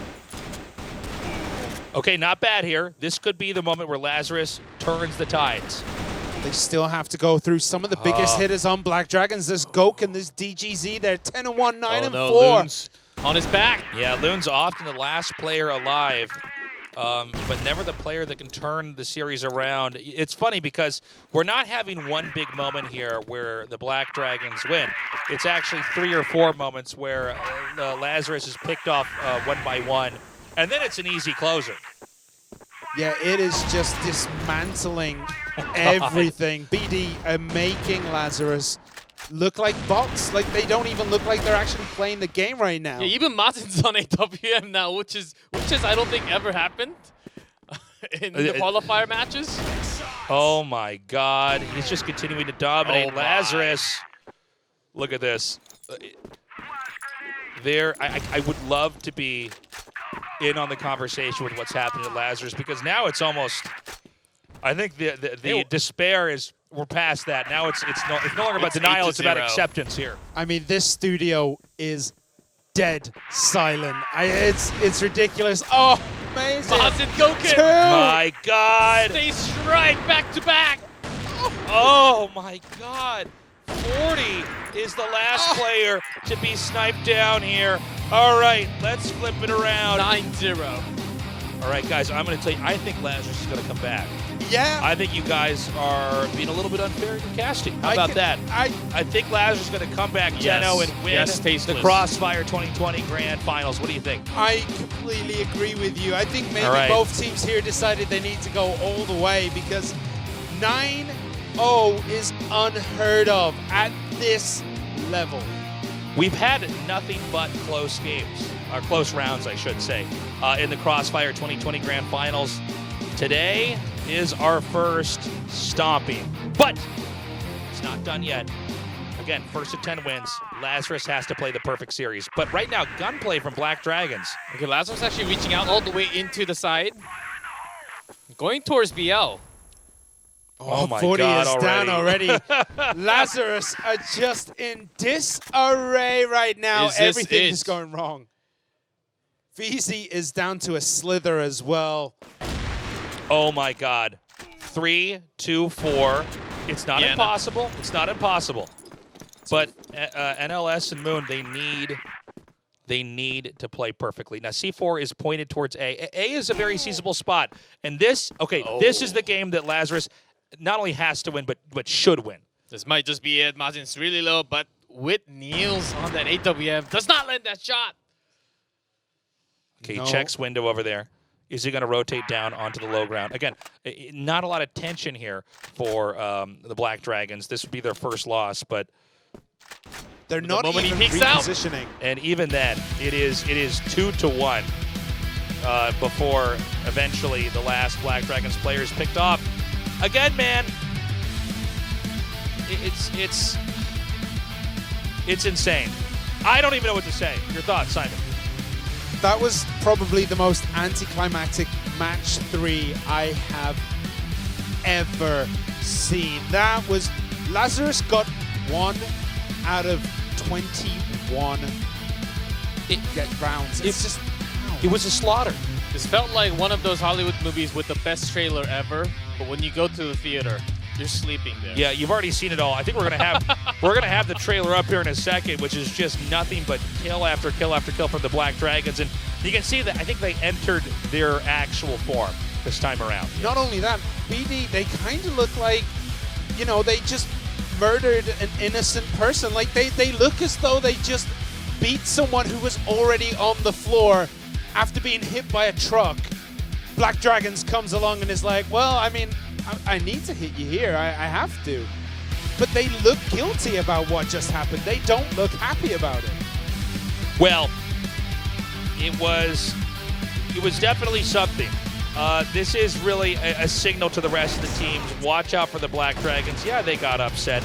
They lost to Super Valiant Gaming. But that doesn't mean that they're going to lose this tournament yet. Super strong. They can still come back. There might be a lot of rematches happening from Group A and Group B. In Saturday or even in the Grand Final, third, fourth placement match, those can totally happen. But Lazarus in this match, man, they look like flies just dropping down all over the place. I mean, they looked like they were Lazarus looked like they were the henchmen in a like 90s action film where it's just nothing but guys getting shot down. One single round. They won one round. How does it feel? How did you feel when you won that one round against Black Dragons? That's why we never have a losers interview. Yeah. Unreal. Okay. Well, guys, that does it for day 2 here in Group B. Yeah, and there's still so much to dissect. I mean, SV taking BD.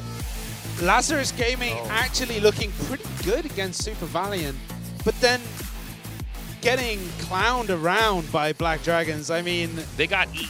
Dude, I would love to see Super Valiant going against Black Dragon right now, at this form. Yeah, I want to see the rematch. I'm hyped because I think that is in our future. I hope we can see that. I legitimately do think that Super Valiant playing the first match helped them against Black Dragons in match 2, because Black Dragons looked super cold. I mean, DGZ was, I don't want to say awful, but he was a shadow of what he was in match 3. But hey, let's put this out here as well. They're all warmed up now. They're they familiar have with our room studio. right next to the studio. Yeah, but they're warmed up on our stage is what I mean. I mean, they actually have played now. This is all augmented on our screen, guys. So everything is lime green here. It's a kind of unnatural setting. What?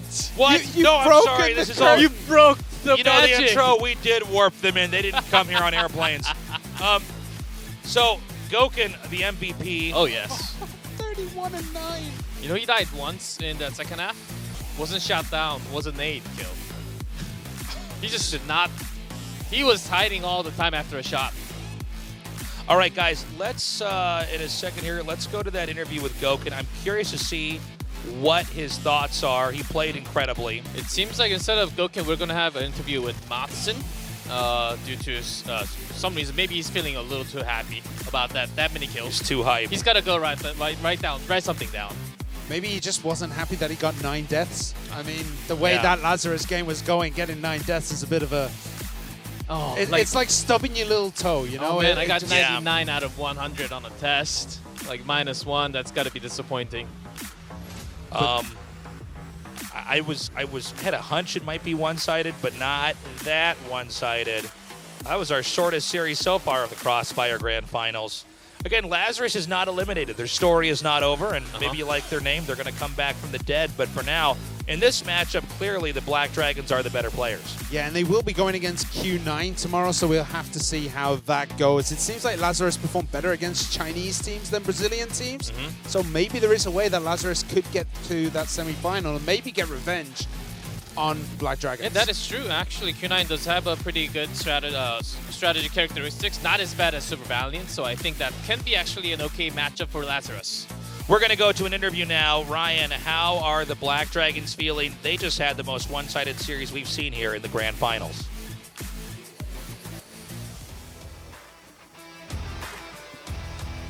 What an incredible day. That was a show of force. We just finished the last match of Group B, and I'm here with, I'm sorry, what was your name again?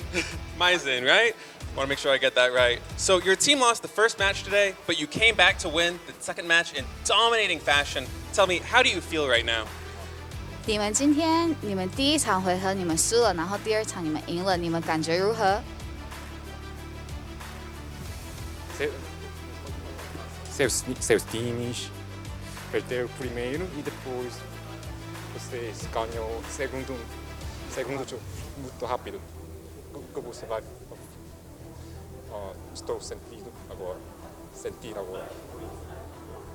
A gente não está feliz com o nosso desempenho. A gente sabe que a gente mandou muito mal nessa estreia. O segundo jogo contra a Lazarus a gente veio com uma proposta um pouco diferente e amanhã é o dia que a gente vai voltar para dar o nosso máximo e mudar totalmente o que a gente fez no dia de hoje.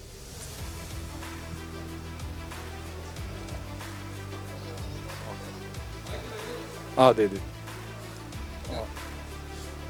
Our Would you mind saying that just one more time? Yes. A gente sabe que a gente jogou muito mal contra o primeiro jogo, a gente realmente entrou um pouco desligado, a gente acabou sendo bem surpreendido por eles, a gente teve muita falha. O jogo contra a Lazarus, a gente entrou com uma proposta um pouco diferente e a gente, para o dia de amanhã, vai entrar com uma postura um pouco diferente para poder corrigir os erros que nós cometemos hoje. first match was because we have many mistakes and we don't have good internet condition and we makes our play was bad, and in contrast of that, second match we win very fast and magnificent way. Yeah, certainly you did. 所以第一回合的第一场比赛的时候，我们做了很多的失误，所以因为网络之类的东西就是失误太多了，所以不太好。但是我们第二回合第二场比赛的时候，我们赢回来了。Well, you certainly showed great resilience. What changes, if any, do you think your team needs to make to win this tournament? 你们刚刚就是有弹性力，你们给我们很多弹性力。然后就是如果你们要赢回合的话，你们要怎么样做？ O que você acha que seus times vai ganhar nessa competição? O que a gente precisa fazer para ganhar a competição? Hoje o nosso primeiro jogo foi um jogo que a gente teve muita falha individual, então acredito que para amanhã o que mais a gente vai mais precisar é melhorar o individual de cada um. A gente estava muito tempo sem competir, a gente estava muitos meses sem competir e a gente amanhã vai vir bem melhor porque a gente estava muito tempo parado. O primeiro jogo hoje serviu como aprendizado para a gente poder melhorar. In the first match, it was very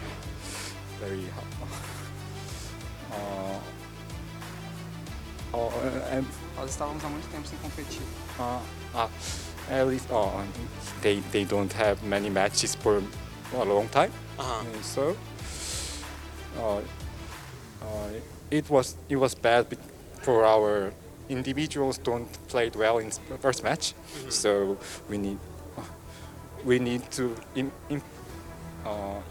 reinforce our individual skills in the first match. Absolutely. Yeah.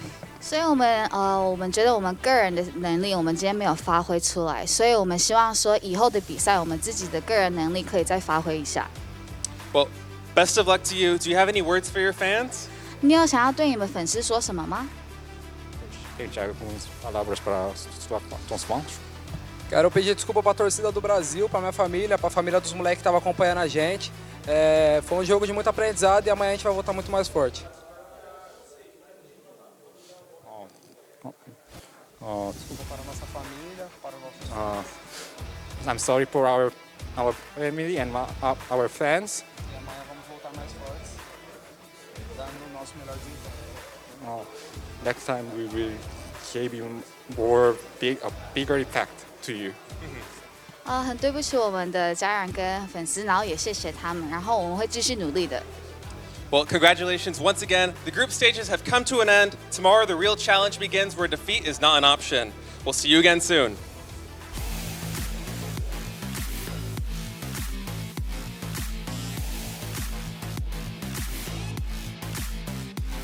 Okay, that does it for game 2. Short but sweet. We had only 2-0s. Of course, I think our best match here was with Super Valiant Gaming versus the Black Dragons. A pretty insane upset, but the Black Dragons really turned it on and completely eviscerated Lazarus. I mean, Lazarus may as well not have turned up for that last match, but there's still plenty of games left for them, and maybe they can turn it around tomorrow morning. So there's a very big chance that we might just have our semifinals being China versus China and Brazil versus Brazil. There's I'll take a very that. high chance now. I'll take that. That means Because we the get first, a China versus Brazil match in the finals. That would actually be as hype as I think it could possibly go. I don't think it could get any hyper than that. VG finished their group top. Q9 were second, GV were third. Yeah, so Brazil came on top on the first day, but on the second day in Group B, like China, they're back in form. They want to take their revenge against the Brazilian players. Black Dragons, they certainly just could not land those shots today in the beginning. Yeah, but once they warmed up, they landed everything against Lazarus. They landed nothing against Super Valiant, and every bullet from Black Dragons in that last match hit Lazarus hard. Our European teams here not quite able to deliver. I think Golden Bee looked good, but not good enough, and Lazarus really floundered there at the end. So here's our brackets now. If you get eliminated in the first 2 matches tomorrow, it has to be China versus China. Very likely, I think that's going to happen, but you never know. Lazarus or Golden Bee can always strike back and go into that semifinals. Yeah, tomorrow morning it will be Q9 versus Lazarus, then Black Dragons versus GV. And then it's going to be Vincent Gaming against the winner of that, and Super Valiant against the winner of Q9 and Lazarus. Wow, so we're going to have exciting 4 matches tomorrow. That's right. We're going to have a busy day tomorrow. We're going to be starting a little bit earlier than normal. I believe about 2 hours earlier than normal. And you can see here's our lineup. So Q9 versus Lazarus, Black Dragons versus Golden Bee, Super Valiant Gaming against the winner of our first match with Q9 and Lazarus, and then Vincent Gaming here going up against Vincent Gaming. Going up against the opposing players of Black Dragons and Golden Bee. So yeah, an all Brazil. Tough with the V stuff in the teams, guys. What do you say? There's yeah, so many VG. So many. EG, SV, Black Yes. Dragons, Black Widow, Blacklist. Yes. Too many Vs. I know. Too many Vs. It's not easy being a caster. So that does it for day 2. What an incredible set of games we have so far. And I don't think it's very clear who's actually going to win yet. No, anything can happen on that last day, but I mean, it looks like it's going to be Brazil versus China finals, and that's going to be Very the likely. hypest I think we could possibly be. I think we have the best setup for the finals already, and tomorrow with 4 matches, a best of 3, it's going to be the best day so far. I can't wait. Again, it's not totally clear who will take it. Brazil being so dominant in the past, usurping China's position as number 1. But again, Super Valiant Gaming looking so good, so powerful, so strong here today. And that was really also our first major upset of the tournament. Everything else was par for the course. Yeah, 100%. I know yesterday we were saying that GV should be Q9. Q9 weren't the greatest team, but they seem to have turned a lot around in between like the last time we saw them out and this tournament. So Q9, a little bit of an upset, but SV, BD, that was the biggest upset I think we'll see this weekend. And also all the teams from the other side that has to challenge into Super Valiant, they also have seen what their strategy is like in at least some of the maps. So they might actually be prepared for that type of strategy to go against them in tomorrow's matches. Yeah, but you could be prepared for the strategy, but the pure skill of SV that they showed today, that is something you cannot prepare for. And tomorrow we're going to get to see every single team play. Oh yes, no one's knocked out yet. So tonight's the big night. They're going to be planning and prepping and seeing what they need to do to come out, and that's going to be the final test. We're starting a little bit earlier than tomorrow.